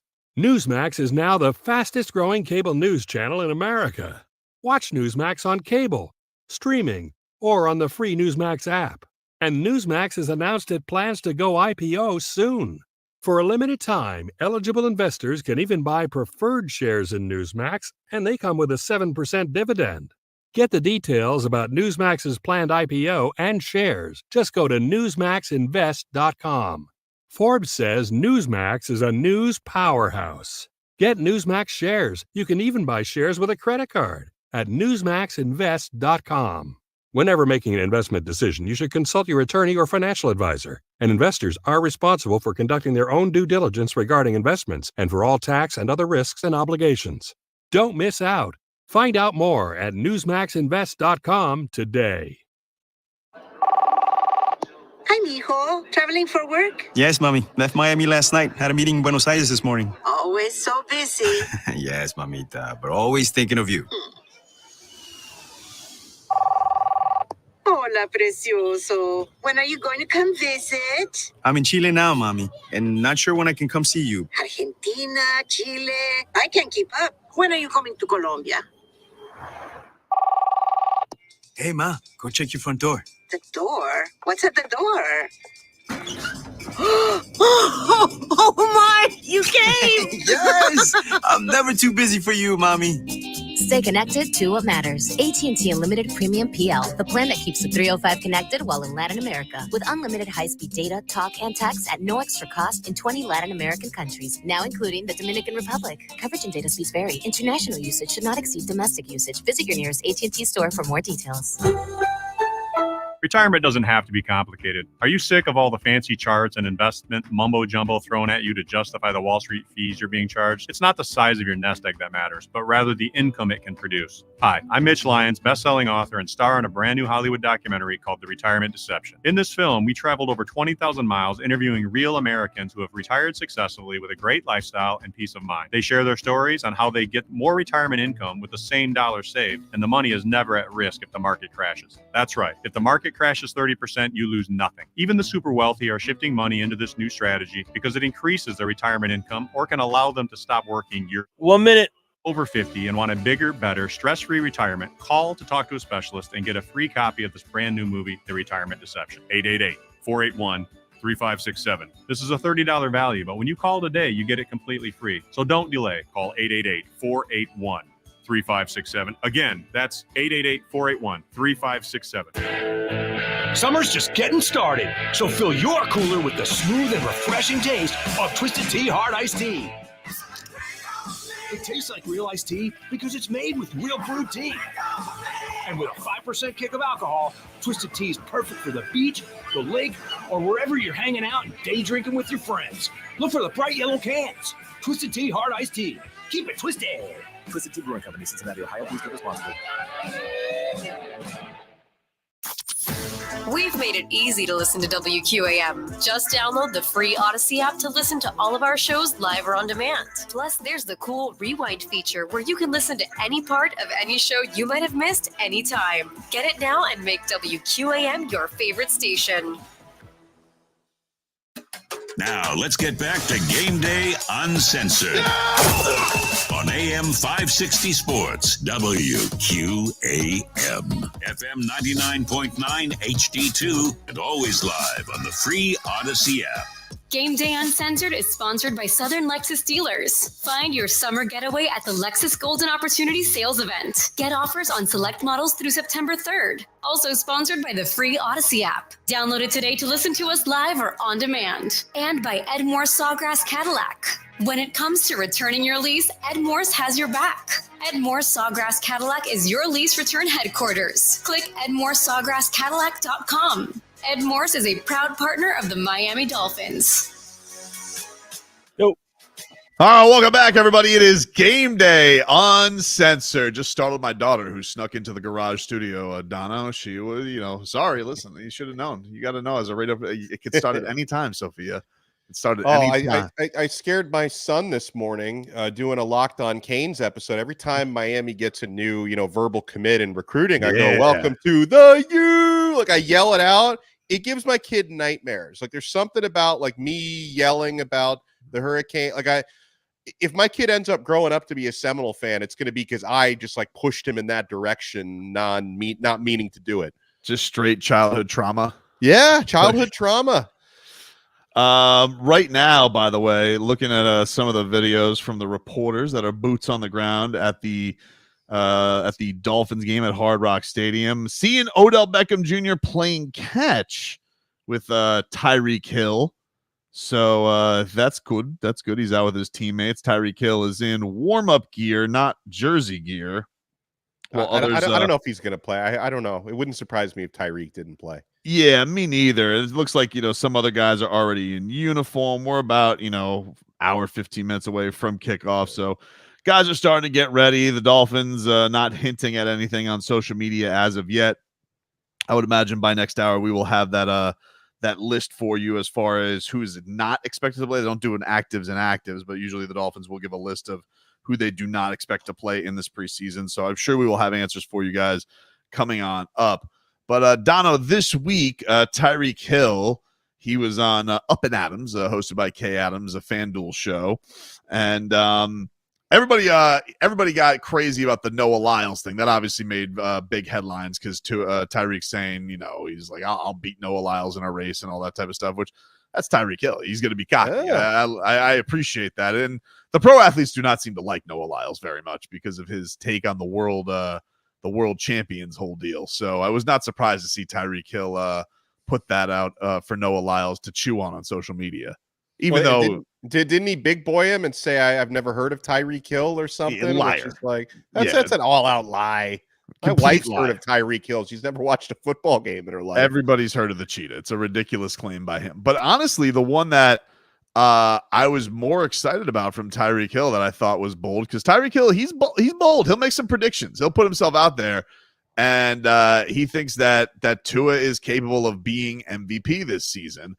And I was wondering, from your standpoint, Dono, do you realize he's a pretty sizable underdog to win MVP from the outset. Now, MVP is a funny thing in betting because it will fluctuate like crazy. Like last year, there was one point Tua was the odds-on MVP favorite, and then there was a point where Tyreek Hill had passed him in MVP odds. Like, it's very, very tumultuous the way these work. But for anybody out there, like Patrick Mahomes is currently the favorite, understandably so. He's plus 500 on most books to win MVP, with Josh Allen and Joe Burrow second in command at about plus 900. So like 9-1 to win MVP.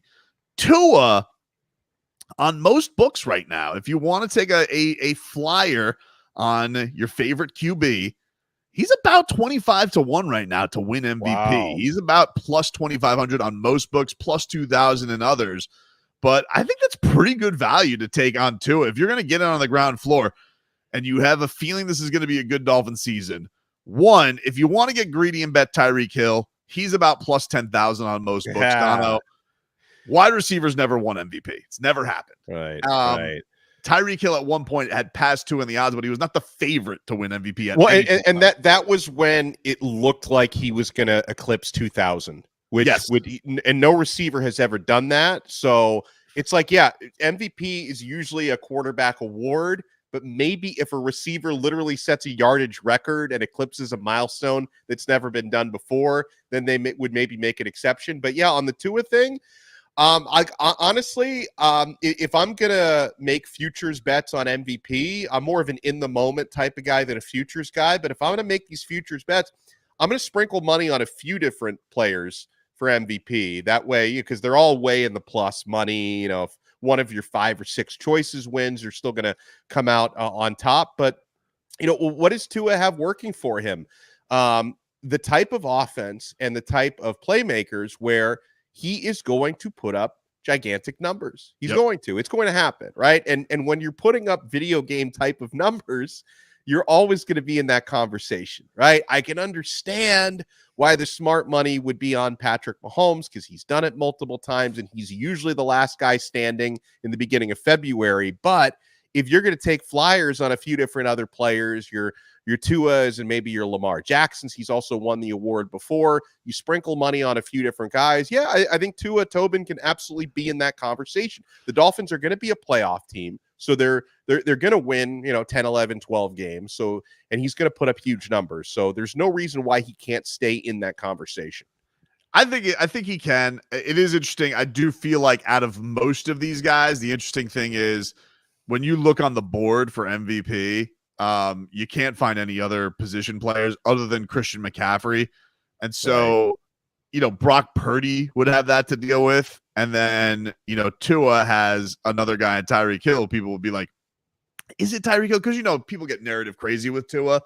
So there is that, I guess, working against him. But all in all, look, if Tua puts up the numbers that he did last year and even puts it forth even more so, and they don't have a collapse in December, I do think it's a reality. But he's got to, this is the thing that's going to be interesting about this Dolphin season, Dono, is like, I think the numbers are going to be there, like you said, no matter what, because they just have too much talent. It's just a matter of, can they just not fall off the face of the earth? And it's almost like the football gods have pointed and saying like, hey, Green Bay, Cleveland, and New York in the cold to end the season in the last 6 weeks. You got 3 of them. Hey, good luck. Go prove that you can do it, which they probably deserve. There's a good question from Cosa Nostra on YouTube who says, hey, could the amount of weapons hinder Tagovailoa's chances to win MVP? I mean, wasn't it? Was it Steve? Like somebody brought that up on First Take last year, Tobin, when Tua was an MVP, maybe the week when he was favored, they were like, well, he should be disqualified because he's got so many weapons to throw to. I'm pretty sure whoever said that probably doesn't have a vote for MVP, but you have to wonder, like, because Tua seems to get those narratives more than other quarterbacks do. Like other quarterbacks don't get questioned for their weapons as much as Tua does. No, that's definitely true. And that's why I'm saying, like, having a guy who was even in the conversation last year and Tyreek Hill, it can be a detriment for sure if you're going to bet on him. But also it's one of those things where, like, if he just does it, like you said, if he just performs and you're going to get him at a high value from the outset of the season, you might as well do it now, because my best guess is with like the way things are set up for him, you're never going to get him at a like right now. Justin Herbert has shorter odds to win this thing than Tua does, which seems patently absurd. He doesn't have any receivers. Yeah, fair. I'm talking like him and Dak Prescott, who doesn't even have CeeDee Lamb in camp, and Jordan Love. Like there's a lot of like Tua's pretty cold right now on the action. So I'm just saying, if you're a Dolphin fan and you're wanting to bet on Tua because Tyreek Hill's saying he thinks he's going to win MVP, this might be the time. It might be time to do it early before they start off 3-0, and then all of a sudden he's third in the MVP odds. You're right. He's going to rise. Like there's no question he's going to rise. And I'm going to sprinkle a few bucks, literally a few bucks, on Tyreek Hill, because again, like if he goes over 2,000 receiving yards, which he's capable of doing, he was in that neighborhood last year. That I feel like he's going to put himself in that wheelhouse where he could make it happen. Yeah, that would be yeah, it would be cool, but it's anywhere from like plus 2,000 to plus 2,500 on most books. Yeah, for Tua right now, if you guys are interested. But yeah, like some odds right now, like CJ Stroud he's like second in some voting. And I low key, I like Stroud's opportunity because they got a lot of weapons too. But he is gifted and he is a field general already heading into his second year. Like I'm surprised he's second, because I'm looking at a sports book right now where, like you said, he's second high. I'm a little surprised by that, but I don't mind that bet. Yeah, it's wild, man. Like and then one of the things that also you're probably gonna have to take out Lamar Jackson because he's 1-2, and you know how people penalize MVP if you don't do it in the playoffs. Like this happens in the NBA all the time with gambling. Right. So it's like I don't think people are gonna give, unless Lamar and the Ravens go like 17-0. I don't think he's gonna be given a shot to win the award again, as wrong as it may be. I'm just telling you, he's gonna have to like crush some records or something like that for him to be in it. That's why I'm like, man, Lamar Jackson is almost he's at plus like 1,700. I'm like, huh? This is crazy talk. One other thing, Donna, before we get into our final hour thing. So this week at Dolphins camp, the Dolphins camp got a visit by the Miami Heat rookies this year. They got the Khalil Ware showed up, Pella Larson, Swedish Swish is what I'm referring to as, Donna. That's my guy. I love that nickname. And then you had Josh Christopher, who's not a rookie, but he's one of the Summer League champs that rolled in there. Isaiah Stewart. So a lot of the Heat rookies rolled in, which made me wonder because they did. Have you heard this? Give me my money. Do you know that trending TikTok thing that everybody does? I don't understand it. Same. It's one of those things like I'm aware that it's a thing, but I can't explain it, and I can't explain the origin of it. Me neither. Because I'm getting too darn old. I'm getting too old. I don't have time for this anymore. I got to go to my 12-year-old daughter to figure these things out more so than I can know that these things are. Yeah. But they did that with the rookies together, which made me wonder, do you feel like the Dolphins, because the rookies killed it. I mean, we've had the Heat rookies, they won Summer League. Yeah. The Dolphins rookies first preseason game, that's even without Chop Robinson. Amazing. They look incredible. Who do you think is in line for a bigger season, the Heat rookies or the Dolphins rookies? I'm tempted to say the Heat rookies because I was so unnecessarily captivated by Summer League and the Summer League championship. It's crazy, but it's tough though because but I think the tides are turning a little bit because we've seen young guys play bigger roles recently on the Heat. I mean, Jaime Jaquez Jr. was so good last year. I'm still leaning towards the Heat because I think at the end of the day, most of the Dolphins' success will come on the arm of the legs of those running backs. Now, one of them, Jaylen Wright, is a rookie who's going to help, but he's not going to be the alpha dog. And experienced wide receivers, I don't know. In a way, I think I'm going to give the edge to the Heat rookies on this one because I think Khalil Ware is going to play a big role this year. I would love that. I think that's the case. The one thing I'm always a little skeptical of is like Spo and the young bigs. Like, how much is he going to go with them? But I mean, I got to be honest with you, Dono. I was like, whoa, these guys, like all of these guys last week, they look like they can ball. So much so, like I was even like doing fake Teron Armstead trades, which is very irresponsible to do with Patrick Paul just turning like one dude who's may not going to do anything into a meme. I'm like, that's stupid of me. I really shouldn't do that off the whole preseason game. But I was like that captivated by the first half of last week's preseason game and Patrick McMorris leading them in tackles. And, we didn't even see Chop Robinson. I mean, what if Chop Robinson's amazing? But tonight we're in the chop shop. We are in the chop shop. I love that. I was thinking I want to dress like a lumberjack to one of these games. Bring I was gonna say bring like plastic tool because they won't let you bring in real tools, but like bring in like a plastic wrench. Yes, like, I'm in the chop shop. I love it. That's fantastic, Dono. So we'll get into this final hour of Game Day Uncensored. We should get an idea of who will actually give it a go in this game. Dolphins Commanders coming up at Hard Rock Stadium at 7:00. Take a break. Back with more after this. Dolphins. You're off. Is underway, and we've got daily updates from camp. The latest news, updates, and roster moves. Plus, you'll hear from the coach and players. Keep listening here for all you need to know to get ready for the season. Sponsored by Miami-Dade County Public Schools Technical Colleges. Are you ready to level up your career game? MDCPS Technical Colleges have got you covered. Choose from tons of programs. Learn from top-notch certified instructors and get real-world experience. And the best part, you can graduate debt-free in just 1 to 2 years. Ready to make the move? Log on to careerinayear.com or call 305-558-8000. MDCPS Technical Colleges, your best choice for a brighter future. Dolphins coverage here on AM 560 Sports WQAM, FM 99.9 HD2, and always live on the free Odyssey app.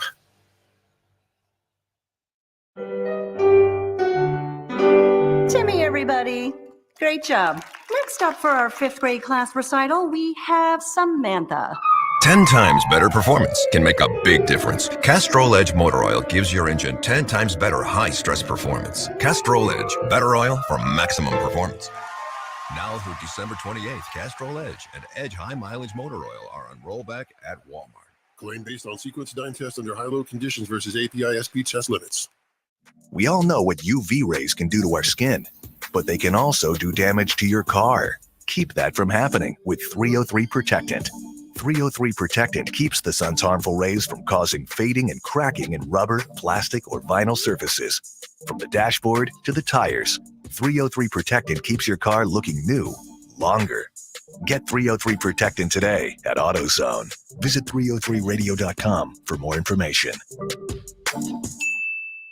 Hurricane season is here. Protect your home now with Loctite Impact Windows, Doors, and Roofing with South Florida's largest fleet of 5-star rated service professional. Replace your old roof and windows now with 0 down and 100% financing. Get Impact Windows as low as $3 per window per month installed. Plus, Loctite Pros will handle all the projects from permit to installation as easy as 1, 2, 3. Call now, 954-500-LOCK. That's 954-500-LOCK. Again, 954-500-LOCK. Response to Diamonds Direct has been incredible. Our concept is taking jewelry shopping to a whole new level, giving you direct access to the world's finest diamonds at prices never thought possible. And now, just in time for wedding season, we're excited to announce our brand new showroom now open on PGA Boulevard by the Gardens Mall. And just like our stores in Boca Raton and Aventura, this new showroom is fully stocked with precious diamonds in all sizes, from 1 carat to 20 carats, all shapes, all graded and certified by the GIA. At all locations, you'll see a selection of thousands of handcrafted engagement rings from the top bridal designers in the country. And you'll get Diamonds Direct's industry-leading warranties and guarantees. All this with white glove service from diamond experts who will guide you with respect, insight, and professionalism. Come and discover the store that's forever changed how South Florida buys diamonds and fine jewelry. Diamonds Direct, behind Town Center Mall at Raton and Biscayne Boulevard, just south of Aventura Mall, and coming soon on PGA Boulevard by the Gardens Mall. This summer, enjoy less tan lines and more dashed white lines. Less theme park lines and more instantaneous power. Less behind the desk and more behind the wheel. Find the one for you this summer at the Lexus Golden Opportunity Sales Event. Get offers on select Lexus electrified vehicles. But hurry, the opportunity ends September 3rd. Experience amazing at your Lexus dealer. You can still go out to eat. All Flanagan's locations are featuring Joe's $6.99 lunch with a purchase of a beverage. Choices like a whopping Cannounce burger, 10 chicken wings, soup and sandwich, soup and salad, barbecued chicken sandwich, barbecued half chicken. Every Monday through Friday, 11 a.m. till 4 p.m. Only $6.99 with a purchase of a beverage. Are you into nachos? Don't miss Mexican Monday with freshly prepared nacho chips, chili, cheese, jalapeno peppers, guacamole, and lots more ingredients too numerous to itemize. And this gargantuan arrangement is free with your first pitcher of draft beer, soda, iced tea, or lemonade. Every Monday, open till close. If you love chicken wings, you'll love Wing It Wednesdays at Flanagan's. Every Wednesday, open till close, you receive a regular order of wings. That's 10 wings, free, with the purchase of every pitcher of draft beer, soda, iced tea, or lemonade. Flanagan's. You can still go out to eat. Family Talk with Straight Talk. You give and you give. It's time to get with Straight Talk Wireless. You get a reliable 5G network and unlimited data, and you get to choose who joins your family plan starting as low as $25 a line. Does it have to be family? It can be family or people you like. Get more lines and more savings. Switch to Straight Talk for family plans starting as low as $25 a line per month for 4 lines. Find us at Walmart and straighttalk.com. For network management practices, visit straighttalk.com. Family plan discount with 4 lines, all on the Silver Unlimited plan. Taxes and fees apply. A lot can happen between falling in love with a house online, 1 minute, un minuto, living there, and breathing in your new home for the first time. Having an advocate who can help you navigate the complex world of financing, inspections, negotiating, analyzing the market, and talking through any anxieties that may pop up, that can make all the difference. That's what the expertise of a Realtor can do for you. Realtors are members of the National Association of Realtors and bound by a code of ethics, because that's who we are.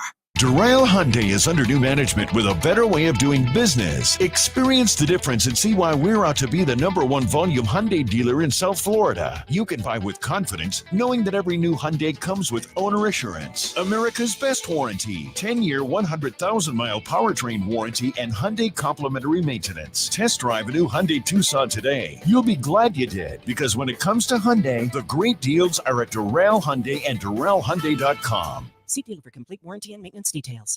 This is Game Day Uncensored on WQAM Miami, WPOW HD2 Miami, WKIS HD2 Boca Raton, an Odyssey Sports Station.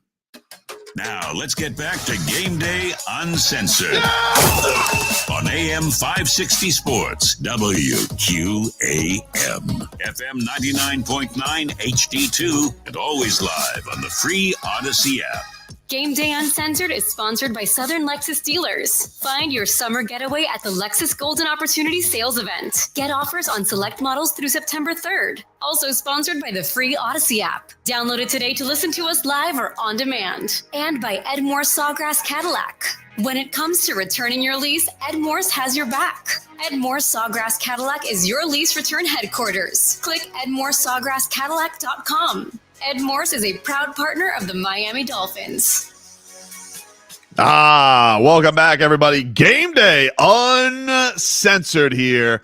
It's 560 WQAM. Tobin here with you alongside Alex Dono. Appreciate him filling in for us here today.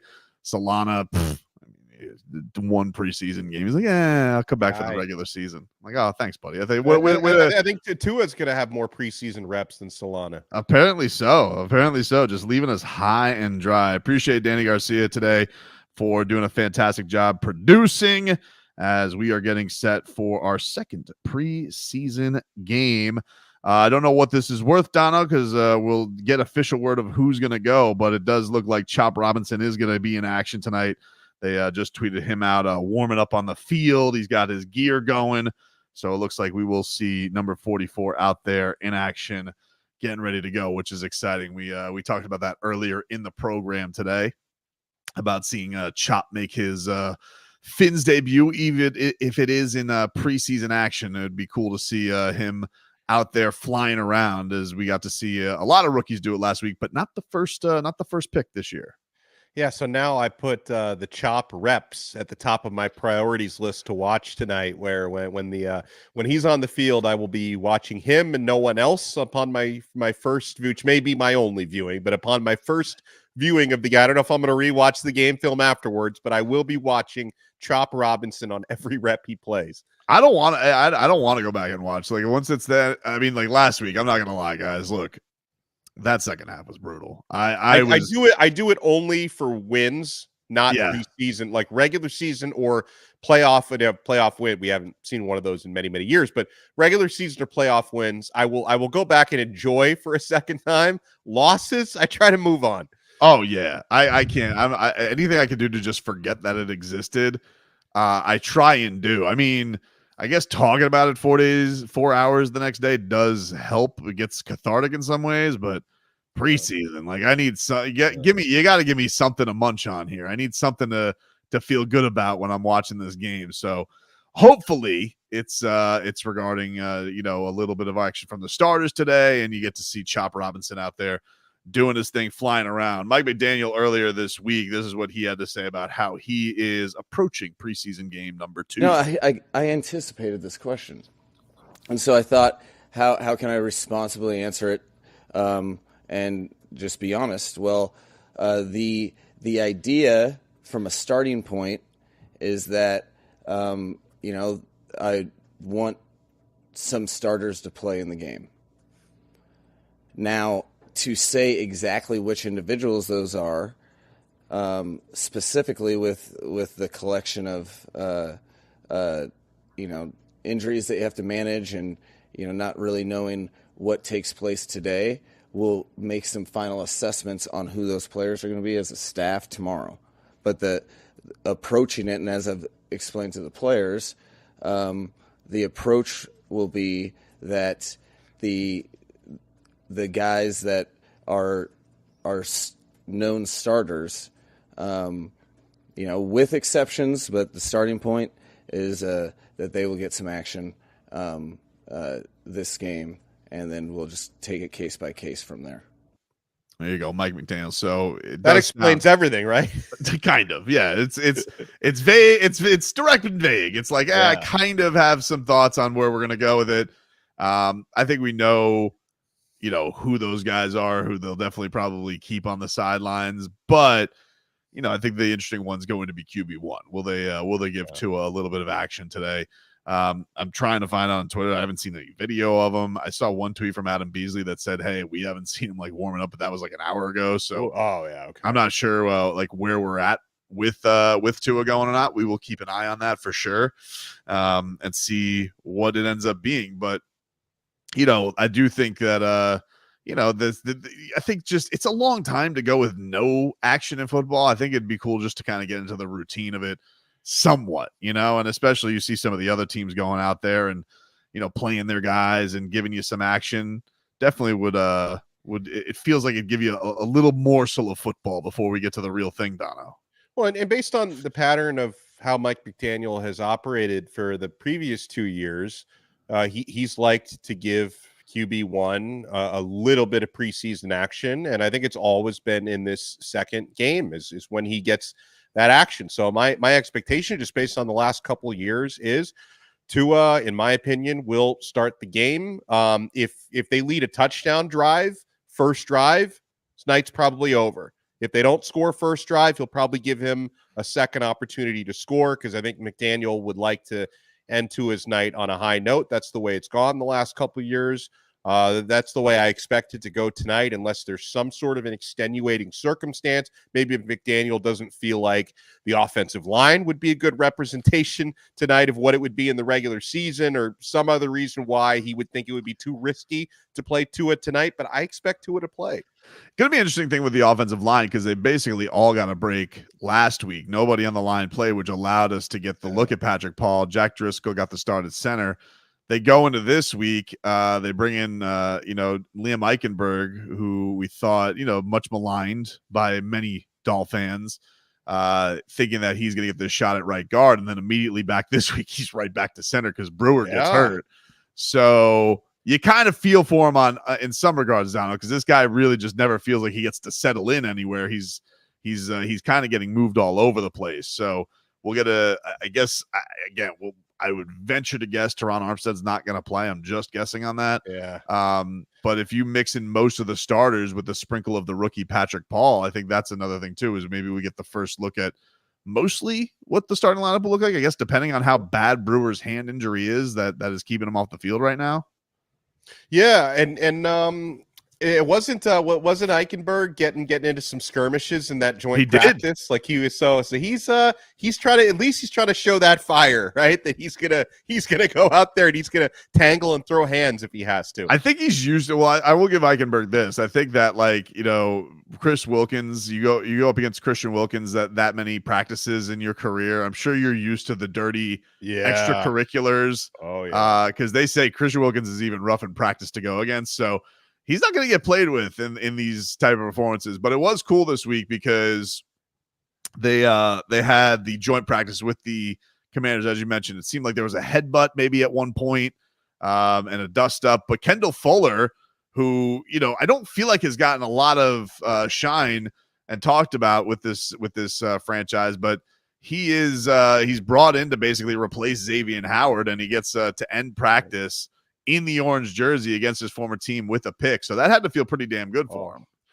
There's something about, and again, this just goes back to how well Mike McDaniel manages people. There's something about that orange jersey, because it's not like a lot of other teams do the thing where you get the special jersey to designate like you're the top dog that week or the top performer, but then you throw in the orange jersey gets to pick the playlist too. It's like, guys, they love it. They eat that stuff up. There's something special about that orange jersey. It kind of reminds me of the turnover chain. There was something magical about the turnover chain. I'm still upset that Cristobal took it away. I understand you want to take away all the shenanigans.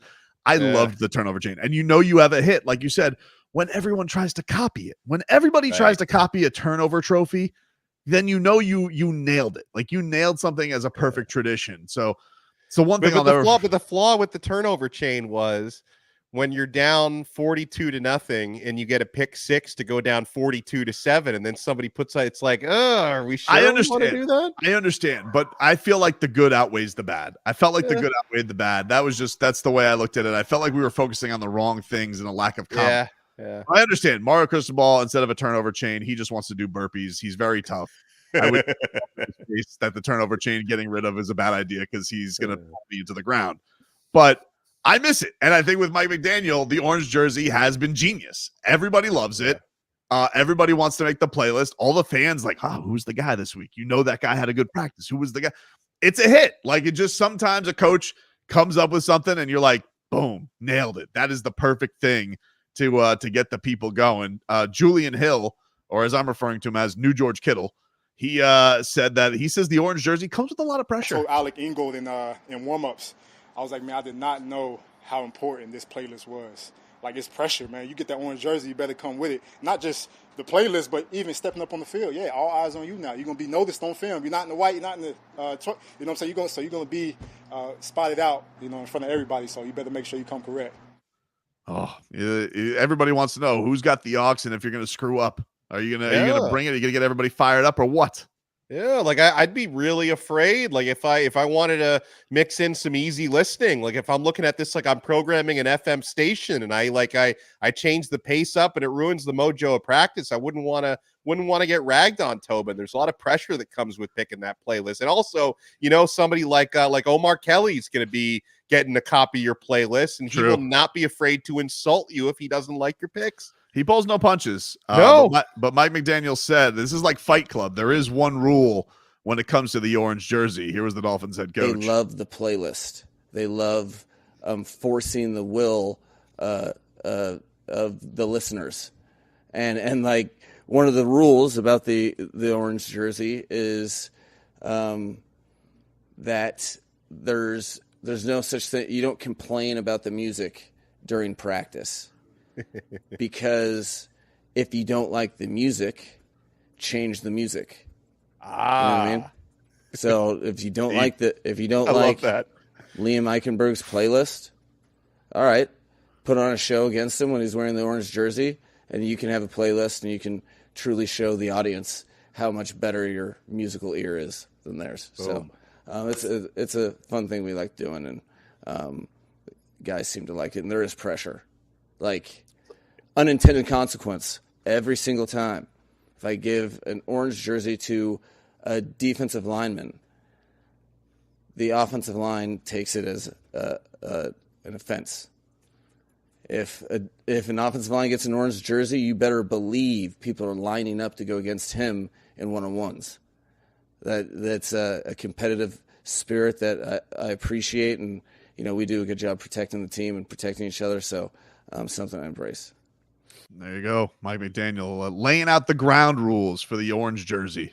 I like that. It's like I hate when these softies, complain, like certain college football fans, when somebody runs up the score, they're like, oh, it's unsportsmanlike. No, you stop them from scoring. Same thing with the orange jersey. You don't like Liam Eichenberg's playlist? I don't know why he singled out Ike, but if you don't like Eichenberg's playlist, it must be bad. If you don't like his playlist, outperform, get your own playlist. I love that.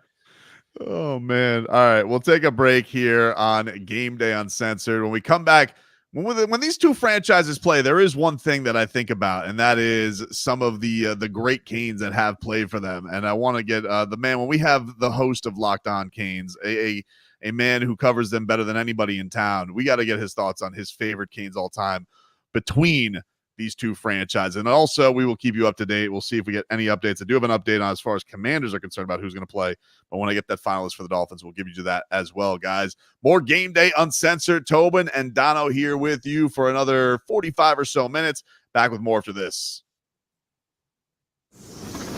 You're off. It's hurricane season. Keep it on AM 560 Sports WQAM. For hurricane coverage as we partner with CBS Ford to bring you the latest storm information. Hurricane coverage on WQAM comes from the Paul Baines Roofing Hurricane Center, serving Broward, Dade, and Palm Beach. Whether it's a new roof, repair, or 24/7 emergency service. I'm Paul. Give me a call at 954-981-7663 or paulbainesroofing.com. WQAM, broadcasting live from the Ed Moore Sawgrass Auto Mall Studios. Shop massive savings on a massive Chevy inventory, all backed by Morse at Ed Moore Sawgrass Chevrolet. Visit EdMooreSawgrassChevrolet.com. Chevy, find new roads. Retirement doesn't have to be complicated. Are you sick of all the fancy charts and investment mumbo jumbo thrown at you to justify the Wall Street fees you're being charged? It's not the size of your nest egg that matters, but rather the income it can produce. Hi, I'm Mitch Lyons, best-selling author and star in a brand new Hollywood documentary called The Retirement Deception. In this film, we traveled over 20,000 miles interviewing real Americans who have retired successfully with a great lifestyle and peace of mind. They share their stories on how they get more retirement income with the same dollar saved, and the money is never at risk if the market crashes. That's right. If the market crashes 30%, you lose nothing. Even the super wealthy are shifting money into this new strategy because it increases their retirement income or can allow them to stop working years sooner. So if you are over 50 and want a bigger, better, stress-free retirement, call to talk to a specialist and get a free copy of this brand new movie, The Retirement Deception. 888-481-3567.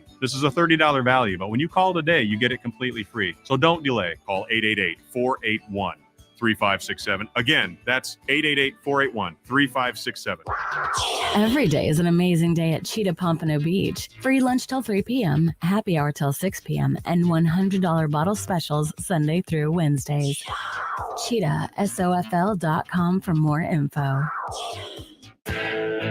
Summer's 1 minute. So fill your cooler with the smooth and refreshing taste of Twisted Tea Hard Iced Tea. It tastes like real iced tea because it's made with real brewed tea. And with a 5% kick of alcohol, Twisted Tea is perfect for the beach, the lake, or wherever you're hanging out and day drinking with your friends. Look for the bright yellow cans. Twisted Tea Hard Iced Tea. Keep it twisted. Twisted Tea Brewing Company, Cincinnati, Ohio. Please drink responsibly.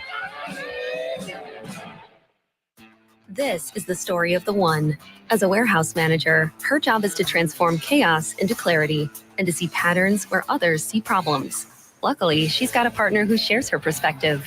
Grainger offers over 1 million industrial-grade products, backed by real-person support and in-depth online resources, so she can tackle every task with precision and turn potential setbacks into streamlined success.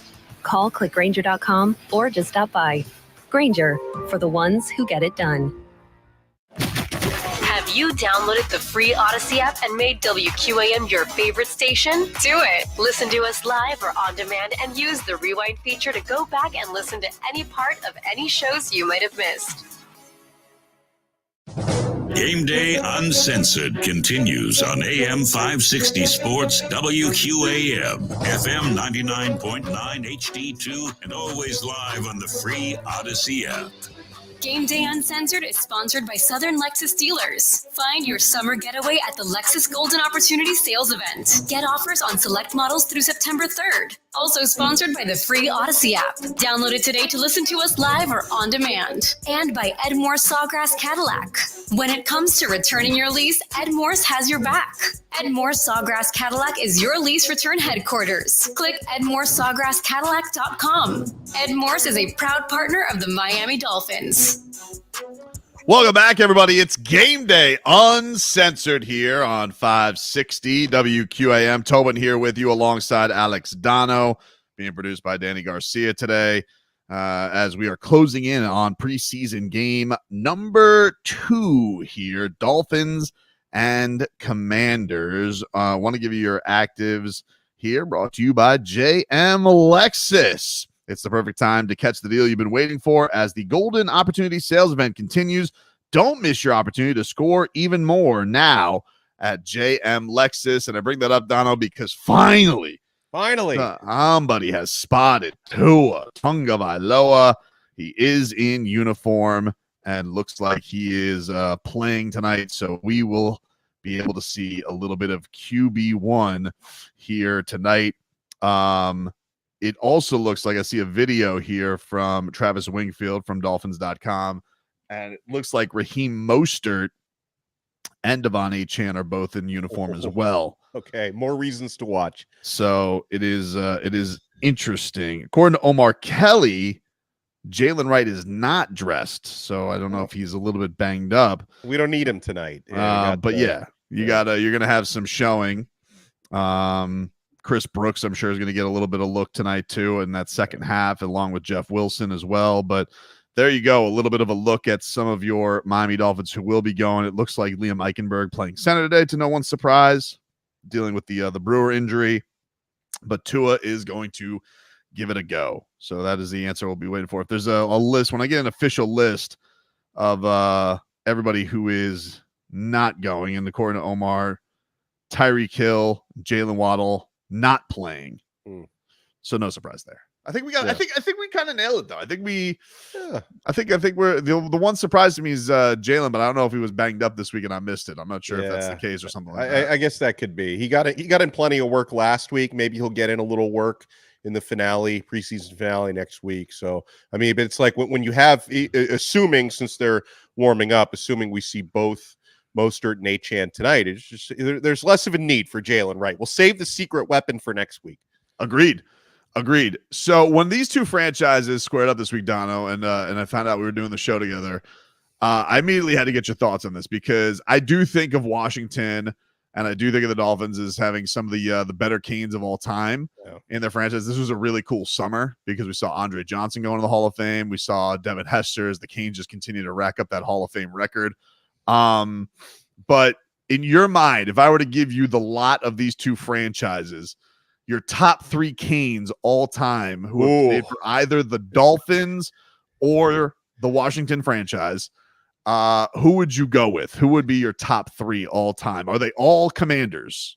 Mostly. And, the person that I have to start with, because I don't even want to save him for the end, because I don't want to start seeing the angry comments rolling in. Like, how do you not mention Sean Taylor? The list has to start with him. This dude, Tobin, was just built differently. I mean, the way Sean Taylor had this vigor for football, even when he was in the Pro Bowl, knocking people's lights out. Like, he was built different. Sean Taylor, one of the very greatest safeties of all time. Unfortunately, his NFL career was cut short when his life was cut short, but an amazing commander, or whatever they called Washington back then, an amazing Miami Hurricane. So the list starts with Sean Taylor, and then it's like, I want to find room for a Dolphin on this list, and I'm gonna go an angle you may not expect. Okay, because you could go a number of different directions for Dolphins to wear Hurricane jerseys. I'm a big fan of Jaylen Phillips, who's with the Miami Dolphins right now, but I want to show some love to the offensive line. Vernon Carey spent his entire NFL career, 8 seasons, which is way higher than the average. His entire NFL career was spent as a Miami Dolphin after being a Miami Hurricane. And I remember, I did cover Vernon a little bit, but before I covered him, I remember I happened to run into Vernon Carey at a sports bar. He actually came up to me, Tobin, because I was wearing a Miami Dolphins t-shirt and a Miami Hurricane, or vice versa. I think it was maybe a Miami Hurricanes t-shirt, a Miami Dolphins hat, I think it was. And he comes up to me, he points to my shirt. He's like, yeah, I play for them. And then he points to my hat, and I played for them. And I'm like, Vernon Carey, like, so proud in representing the city of Miami, and a great offensive lineman, a great right tackle for very many years. And then, man, when I'm looking for another former Washington Hurricane, I'm going to give the edge to Clinton Portis over, because Santana Moss is another one I was a huge fan of. But CP, and he had gotten off to a great first couple of years in the NFL with Denver, and then he was a part of that blockbuster Champ Bailey trade. And some people wondered, because he was so good in Denver with the Mike Shanahan offense. They're like, oh, is he just a product of the system? Is he going to be as good in Washington as he was in Denver? He was even better. Unbelievable NFL career, and I'm also a huge Santana Moss fan, and like players like these. I was never a Washington fan, but I always had reasons to watch when they played. right? Because over the years, so many Miami Hurricanes played for that organization. Like I always had a reason to watch. Me too. Like it's the only because that's a terrible organization. Basically, since the early '90s when they were winning Super Bowls, they've had like literally poop coming out of their pipes in their stadium. Like it's been a dumpster fire over there. But the only thing that kind of was a shining light on them was watching these great Miami Hurricanes with them. And I'm with you. Yeah, obviously those are there's something about that Washington, D.C., Baltimore area. Because think about between the Ravens and the Commanders, how many former Miami Hurricanes they've had there. Like they in that area, they love drafting Canes. I mean, I tell you one guy though that I do think, and actually he's on the roster now. I don't know what he's going to give the Dolphins this year, but I was beyond thrilled that they got Calais Campbell. I was so thrilled that they brought in Calais Campbell. This dude is such a tremendous leader, but to do what he's doing at his age, he's physically like a monster. It's crazy at his height, what he's able to do. And he kind of feels like the last bridge of like when the Canes were elite to get into the NFL. And I think somebody said this, and I couldn't believe it when it was said because it just made me feel so washed. But I think he's the last guy in the NFL to play in the Orange Bowl.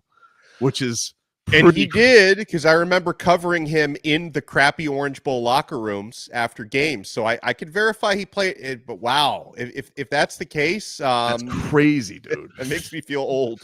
It does. It makes me feel. But I'm so like his career's already been great. It's borderline Hall of Fame. He said like he's here. He's got a lot of. He's said that he's taking less money to come to the Miami Dolphins. He's been such an influence already. It feels like he knows Anthony Weaver's defense, but man, he's such a great player over his NFL tenure.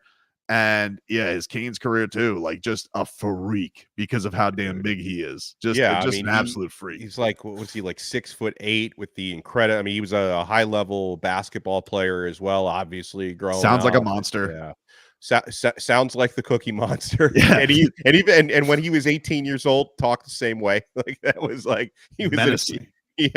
And then another one that I was tempted to put on my list, but it's like such a brief time he spent here as a Dolphin, Frank Gore. I mean, but I felt like that would have been a cheat. What was he here? One season. I felt like that would have been a cheat code to put him on there. I don't think it is. Like, look, if you're here, you're here. I think Frank Gore. It was brief. It was too soon. I love Frank Gore. I would welcome him on any list. He counts. It's not like he was Chad Ochocinco, who was here for like a week at training camp. By the way, Chad Ochocinco was apparently at training camp this week with Tua. Yeah, he was wearing a Tua jersey, hanging out. But no, I absolutely. It's tough for me, man. When I look back at these, I'm like, man, I don't know which running back I was even a bigger fan of. But like, I am so awed by Frank Gore's longevity. Like Calais Campbell speaks into this too, but I kind of get Calais Campbell because all right, you're bigger than everybody. Like, who's gonna bully him? Well, and like, the irony of Frank Gore's longevity, because he suffered two serious ACL injuries in college, and like that's not usually the way to start like a 20-year NFL career. It's like, oh yeah, the guy's going to the NFL. He's torn both of his ACLs, and he still was able to have probably one of the longest NFL running back career histories. Yeah, it's it is pretty crazy, like the way, and it was just announced this week that he's going into the 49ers Ring of Honor, Hall of Fame, whatever they do. That's the version of that for the Miami Dolphins to put Tim Bowens in last week. And Frank Gore, it's I think he's going week 1 against the Jets. He's going to that for the 49ers.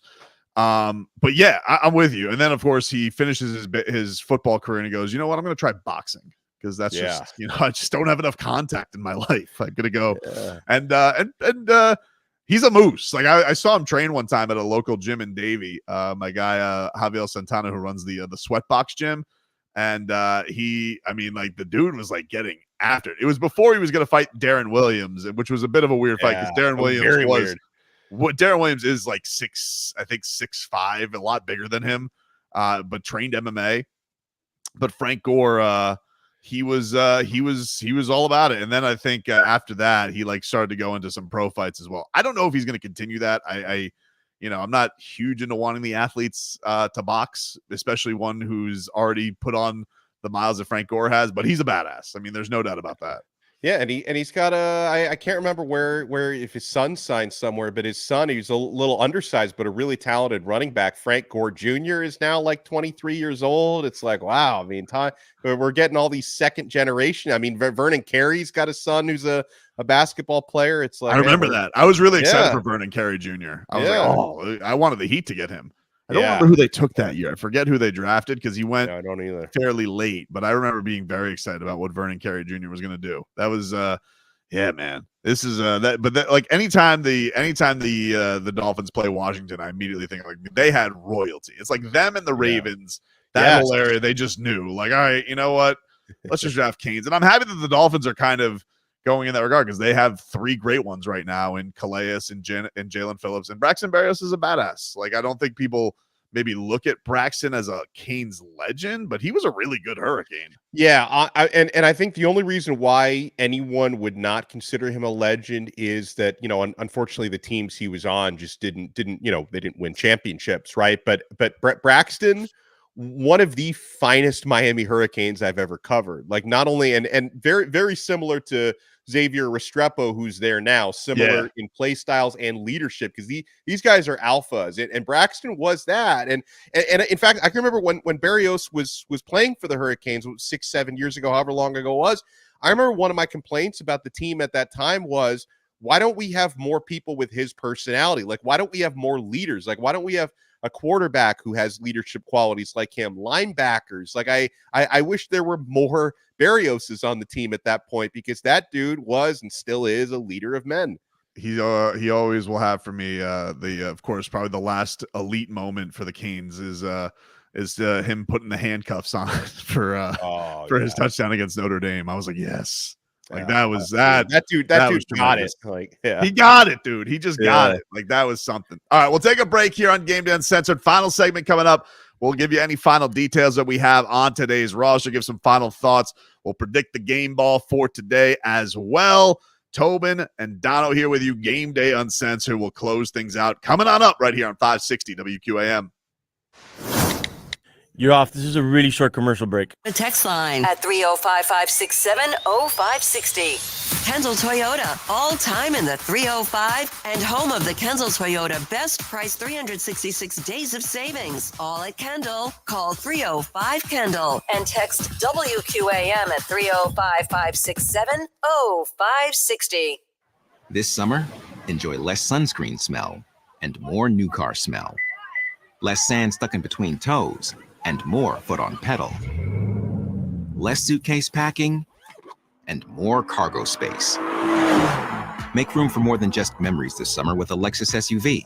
Find offers on select SUVs at the Lexus Golden Opportunity Sales Event. But hurry, the opportunity ends September 3rd. Experience amazing at your Lexus dealer.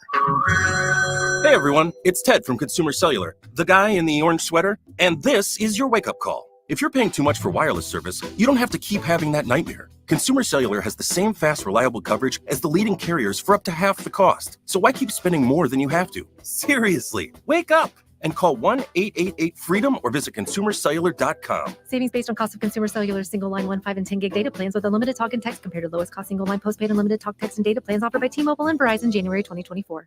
We all know what UV rays can do to our 30, but they can also do damage to your car. Keep that from happening with 303 Protectant. 303 Protectant keeps the sun's harmful rays from causing fading and cracking in rubber, plastic, or vinyl surfaces. From the dashboard to the tires, 303 Protectant keeps your car looking new longer. Get 303 Protectant today at O'Reilly Auto Parts. Visit 303 Radio. Turn out time, Danny? For more information. Like 55-ish, 54. Cool way to listen to WQAM, the free Odyssey app. Download it today and make us your favorite station. Same great shows, same 56. Plus, you can use the rewind feature and listen to anything you missed. Hurry! Now, let's get back to Game Day Uncensored on AM 560 Sports, WQAM, FM 99.9 HD2, and always live on the free Odyssey app. Game Day Uncensored is sponsored by Southern Lexus Dealers. Find your summer getaway at the Lexus Golden Opportunity Sales Event. Get offers on select models through September 3rd. Also sponsored by the free Odyssey app. Download it today to listen to us live or on demand. And by Edmore Sawgrass Cadillac. When it comes to returning your lease, Ed Morse has your back.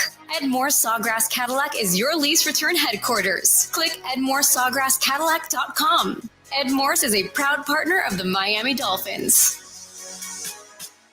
All right, welcome back, everybody. It is Game Day Uncensored here, 560 WQAM, getting you ready for Dolphins and Commanders preseason game number 2. For those who are just tuning in, Tua Tagovailoa, we find out this hour that he is warming up. He's in full uniform, and he will get a little bit of action today. There is no Tyreek Hill, no Jalen Waddle, no Teron Armstead, no Aaron Brewer, who's dealing with an injury, and Jaylen Wright also out. Not sure if that is injury-related or because you got some more of the regulars tonight, but they will start and give us a little bit of action according to NFL Network. He's not expected to play much today, but he is going to get some action, Dono. So I do think Tua got his way with Mike McDaniel. He's going to get a little bit of run tonight, which is exciting. Obviously gives us something to look forward to. Although, look, I think we know this is nothing's going to happen, I think, today in this offense that can really surprise us, other than like, hey, if Tua gets some early action to like Jonnu Smith or Julian Hill, getting that tight end involved just a little bit more, I definitely think is going to be that next evolution for this Dolphins offense that we'd like to see. Yeah, I mean, it's just in preseason, you're getting bare bones. You're not going to have as much of the eye candy, when it comes to the motions. You're not going to have any bells and whistles. But just watching a quarterback go out there, quick release. I'm sure he'll take a couple of deep shots because these are the types of things you should do in preseason. Maybe he'll go for the Patrick Mahomes behind the back pass tonight because preseason you can have a little bit more fun out there, and it seems like Tua is having more fun than ever playing football. I mean, that's not only something that's been building to a crescendo since Mike McDaniel took over, because he doesn't have that miserable Brian Flores anymore, but also the noticeable difference in Tua since the Dolphins made that long-term commitment in him. You couldn't keep him out of the game. He's going to get a couple series tonight in preseason. And, even without Tyreek Hill and Jalen Waddle, I'm looking to see Tua make some connections down the field tonight, maybe throw a touchdown before he leaves the game. Yeah, I think that's going to be the interesting thing is, he's, so much has been made about not only his contract, but I guess the change in body. So it's going to be cool to see if there's a noticeable difference in there. I think it's, sometimes hard to tell with the pads on, but just to see if there's a noticeable way that he looks playing. I don't want him running for his life necessarily, but will be interesting. I mean, he's going to be used to playing, I think, with some version of this offensive line anyway, because Teron Armstead's not getting all the reps in camp. So this isn't going to be unfamiliar territory for Tua, even if it is just a couple of series. I think that's going to be the exciting thing. And then the same thing, I guess, goes for the defense as well. Like seeing more of the names out there. We're going to be looking at Chop Robinson, and a lot of attention is going to be focused on 44 and seeing, do we see that burst? Do we see him get swallowed up? Do we see a welcome to the NFL moment for that rookie? Like feels like in some ways he's got a little bit to live up to after last week. The class goes and balls out. Now you maybe have the quote unquote star of last week's game who's not going to play tonight in Jaylen Wright. So now that opportunity is there for another rookie to really step up and maybe put a little showcase on it for somebody. Yeah, and it's been a while since we've been spoiled with the Devon Achane breakaway speed. So seeing him warm up, assuming he gets some carries tonight, I'd like to watch Achane bring one to the house, and I'd also like to see a continuation of good line of scrimmage play. Despite whether you've got backups or first stringers out there, I thought that was an area where the Dolphins did win last week against the Falcons. I would like to see them do that again this week, because Tobin, isn't that one of the biggest question marks heading into this season, right? We know the Dolphins have quick playmakers at the skill positions, but what we haven't been convinced about the last couple of years is the ability to win in the trenches, which is usually something that carries over more into the playoffs than the track meet stuff does. So yeah, I'd like to see some encouraging trench play. Yeah, for sure. I think that this is one of those things that's interesting because I remember Mike McDaniel talking about this last year where we were all worried about the offensive line. And he had said that the difference between even the guys who weren't playing as compared to the guys who were was probably as close as he's ever had in his career. And then today he's talking about like every single one of the guys in our offensive line room is an NFL player. And I was like, all right. I mean, this guy, the worries that the fan base has about offensive line play as compared to what he has publicly is nowhere close. He shows a lot of bravado in those guys in the trenches and what they can do. It's interesting because they've already been dealt a little bit of adversity with a starter going down, and a starter that we don't really have a lot of familiarity with. Like, we don't know how Aaron Brewer is going to fit in this offense. I think you give a little bit of confidence to the coach simply because they did this with Connor Williams, where Connor Williams was a guard who came over here and they put it center, and he was tremendous, so much so that everybody was, he held out at one point, and it's unfortunate what happened with his knee injury, but they kind of just found a starting center out of nowhere that not a lot of people believed in. And I think the same goes with Brewer, where there was a lot of Titans fans that were like, good luck. But I think it's when this defense, when this offense, gets out there and moves and wants an athletic body out there to keep getting into the second levels, I think that's what they're looking for, Brewer, even though there's been some snap issues on the early going. Yeah. The thing that's unfortunate is that he's now dealing with this, so you don't get that comfortability. But I will say, listening to Liam Eichenberg this week in his press conferences, definitely feels like a veteran who is super comfortable. I've definitely been hard on him. I'm not been the biggest fan of Liam Eichenberg or him being comfortable being out there, but he did play banged up last year. He has been moved up. He's dealt with a lot of adversity. I got to be fair with that. And don't tell Leroy, because if he hears me say that, he'd hop through the screen right now and be like, "Shut up, you fraud." But but it was interesting hearing Eichenberg and Tua both talk about it, being like, we're good. We have that on lock. Like, Eichenberg was the center basically all of OTAs in minicamp. Yeah. He had the experience with him last year. So this is a transition back to him at center where I don't want it to go into the regular season because I'd like this just to be settled with the line they're going to have. But at least for right now, they seem fine. They can operate pretty smoothly with his experience there. Yeah, and that's not as much of a concern for me because the fact that Ike has cross-trained so much. I think more the concern would be you just want the depth to be in a better place by the time you get to the regular season. I think in terms of capabilities, I think the Dolphins offensive line is going to be relatively okay, and that includes Eichenberg at center. I guess my fear would be if you were in a situation the Dolphins have been in so many times where you get to the regular season and a couple of injuries turns your O-line into just a shell, and then you're putting your big investment at quarterback at risk. That's what I don't want. Obviously, we're nowhere near that, so I'm not sounding any alarms or anything. But in terms of your offensive line being prepared under, Butch Berry and Mike McDaniel's offense to go out there and do the job, I have faith that they can do that because, again, this is, whether you credit the unit or you credit the quarterback himself, Tua did stay healthy last year. So at least that's the trend that emerged coming out of last season. And the Dolphins were also one of the statistically better running teams in the NFL as well last year. So I think they can do the job. I just hope they have the depth to get through the season. Let me ask you this. So we started off this show today. We've covered a lot of bases from the quarterbacks to the rookies to guys coming back to Odell, all that stuff. But getting back to the quarterback battle, because that does seem to be the thing that is most scrutinized, is the backup quarterback role. So last week, Skylar Thompson gets the start, and Mike White has to do second half duty. We know Tua's going to get the start. If Skylar Thompson comes in first, does that signal to you that the competition is very strongly leaning his way, or do you think that Mike McDaniel is going to make this kind of fair and give Mike White the first half after Tua's done today, so he gets to play with a little bit more of a full deck, and then Skylar goes into the second half? Do you feel like we could get some insight to that by the time Tua's done with his work tonight? Yeah, I think the second scenario is probably how McDaniel would handle it. I would expect, assuming, because the way he's characterized this as a pretty even and open competition between White and Thompson. And if that's really the case, you would think White would get into the game first to get that look against, if not starters, players that are higher up the Commanders depth chart, to get that opportunity, like you would think. But I would say to the flip side of that, if we do see Skyler come in right after Tua, that might be an indication that he is pulling ahead. But if we're just trying to keep the reps fair and keep the competition going at an even playing field, I would think we're going to see Mike White after we see Tua tonight.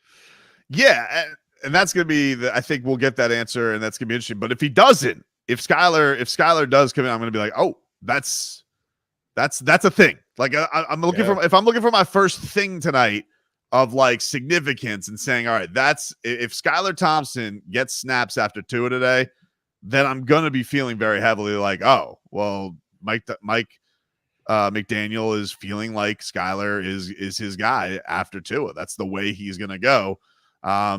Because otherwise, because it's nice to say things are neck and neck. It's a nice thing to say in a press conference, but your actions will speak louder than words. Yeah. But by the way, do you have a horse in that race? Like, is there between Skyler and Mike White? I feel like I lean to wanting Skylar Thompson because he was drafted by the organization, and and I know Mike White, he's the South Florida kid, but Skylar Thompson's the homegrown talent. They've made an effort to keep this guy on the roster as a third quarterback. I think maybe I lean to Sky Time. I think I lean Skyler too, and that is it's not a knock on Mike White. I think like for everybody and all all of his family and friends who are heading to Flanagan's to watch the game, like they hate us now. By the way, listen, nothing against them. I have said I wish no success, but that's only because I want Tua to have all the success. It's not that I wish anything against him, but I wish Mike White no success. Similarly, I really wish Skylar Thompson no success. But in this battle, I guess the only thing that I'd look is like a tie break, because it is the backup quarterback spot. But if I'm looking at a tie break, I think it's to what you said. It's like, all right, you drafted a quarterback. You've been through some things with him. This kind of signals he's taking steps, because obviously they didn't have full faith in it last year because they paid Mike White. Like they weren't ready to just say, hey, sophomore quarterback, you're our backup. You're the guy. But now maybe you're going into year 3. He's in year 3 of the offense as opposed to Mike White, who's in year 2. Maybe that signals a little bit of something. So I agree. I will say, like, look, Skylar Thompson lets it rip. He's gonna let it rip into this preseason. He's a good preseason quarterback. We might go a la 2022 here. We may see if it is a second half Skylar show, we may see the old Skylar to Easy E hookup again. To try and see like, oh, we're gonna bring back memories of what we did to even get on this roster to everybody. Well, and hey, if Skylar and White are both bad, you do have a grizzled veteran available who the Dolphins drafted back in 2012. Old Ryan Tannehill. He's out there. You could bring in a ghost of Dolphins past. He's available. He is a ghost. This is from the Palm Beach Post. These are the guys not spotted in uniform for the Dolphins. Jalen Ramsey, not surprising. No. Javon Holland continues to miss time. Mike McDaniel says that's another thing that's I'm waiting for Mike McDaniel to say, oof, he's going to be out a while. He's like, it always feels like Mike McDaniel when you ask, hey, what's going on with the guy? Minor. Don't worry about it. He hasn't practiced in 8 practices. Minor. Don't worry about it, dude. Shut up. Get out of here. But Javon Holland, he's out. Jordan Poyer, saw the Herald took a picture of his thumb this week. That was in a pretty gnarly cast. So he's out. So both starting safeties are out. Jeff Wilson, not in uniform. No Jaylen Wright, no Savant Ahmed. So I got to tell you, you know what that tells me, Dono? Big night for Chris. No, not yet. Not yet. But big night for Chris Brooks. Yeah. Right? Like, if Chris Brooks is going to showcase himself today, you're going to get a little bit of Raheem Mostert. You're going to get a little bit of Devon Achane. But to me, that speaks, hey, Chris Brooks, you want to prove that you're deserving of a roster spot? You want to be our 4th running back? Go out. Because, like, Mike McDaniel, let's be real. He knows Jeff Wilson. Like, what else does Jeff Wilson have to prove? Like, if these young guys don't show it. But Chris Brooks tonight, if he gets an entire second half to really tote the rock and like he runs hard and he runs aggressive, that to me is if you want to talk about who's got the biggest opportunity and showcase tonight, he's kind of the first guy that comes to mind there. And another preseason All-Pro, and I don't mean that as an insult because I'd like to see him get more opportunities on an actual NFL game day roster. But Chris Brooks is another guy we've seen in preseason perform at a really high level. He's one of those gamers. Here's another one that's interesting too because they say Ethan Bonner's not in uniform. I believe he's in concussion protocol. Yeah. There was a lot of spotlight on him last week, and this to me would signal that, hey, you know who else has got a big opportunity tonight? Cam Smith. We haven't talked about him at all today. But he made a play in practice everyone was talking about. Right. But he's definitely like, if you want to talk about another guy, all right, everybody's been talking about Bonner this, Bonner that, White Lightning. He's out there. He's bringing back the old Caucasian corner. No, Cam Smith, this is where you make your stand, dude. This is where you go and say, no, I am the second round pick. And I'm going to be your backup cornerback, or I'm going to be in your nickel spot. You guys can trust me. This is a chance for him. Like, we get to see that athleticism shine a little bit. That would speak to me that he's got an opportunity here as well. Well, and a former high draft pick who I feel like needs more opportunities. Like, I want to see Cam Smith succeed so bad because you have that narrative that was out there last year. We need to find out how true it was. If this is someone who just got into grumpy Vic Fangio's doghouse and couldn't get out of it, right? Now he's got an opportunity, clean slate. Cam Smith, he's got a chance to live up to his draft status. Has to. It's one of these things where, you kind of already, you don't want to have like the feelings of like Noah Igbenogany all over again, but it's tough not to like already get that chill in the back. And, we saw one guy who did stand out last week that some people have mentioned in the chat, which is a good point, is Channing Tindall, who, has also kind of been a third round pick. He has not made a lot of impact in a position where, they've made a lot of changes at linebacker. So I don't even know if this is going to be the place to do it. But you saw it for Anthony Weaver last week. He dialed him up for a sack last week. So he did try and utilize him. Yeah, I think for those guys, this is kind of those huge opportunities because you say like, I think Cam Smith's still safe because it's a second round pick. I'm not suggesting that he could get cut or anything like that, but it's still one of the, like, are you going to rely on him? Are you going to trust him? Or are you going to go with the undrafted guys? Because we got Storm Duck here. We got Ethan Bonner over here. Like, where are we going to go with this? Well, what was Tindall? A third round pick? I think he was a third round pick. So it's not nothing. Yeah, it's something. It's definitely something, right? It's not nothing. Third round pick. Yeah. I mean, I don't want it to be like Hunter Long. Like, oh yeah, remember we drafted Hunter Long in the third round? Forgot about him. Thing. Yeah, of course you did. Why would you remember him? Let's see. Remember Michael Agnew back in oh man. The only thing I ever remember him is just Mike Sherman just ripping him apart because he walked in. Michael Agnew, you were terrible. Terrible. I would cut you today if I was the general manager. those Mike Sherman Hard Knocks meetings were. But the best was when Jaworski Lane like interrupted him when he was late. Jaworski, you see, you interrupt my train of thought. I can't do the meeting anymore. I'm like, wait. You ask these guys for the most focus out of anybody. Like, you got to focus. Fans screaming, calling you names.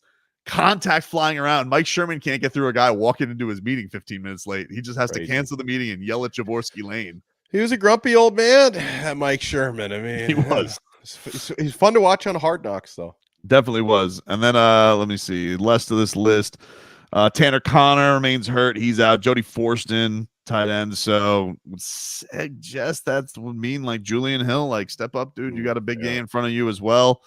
But that's your list, man. Those are the guys who are not going today as we head into this thing. But obviously, a lot of the attention is going to be in on quarterback Tua Tagovailoa and what we got. That is going to be the exciting thing for this game here tonight.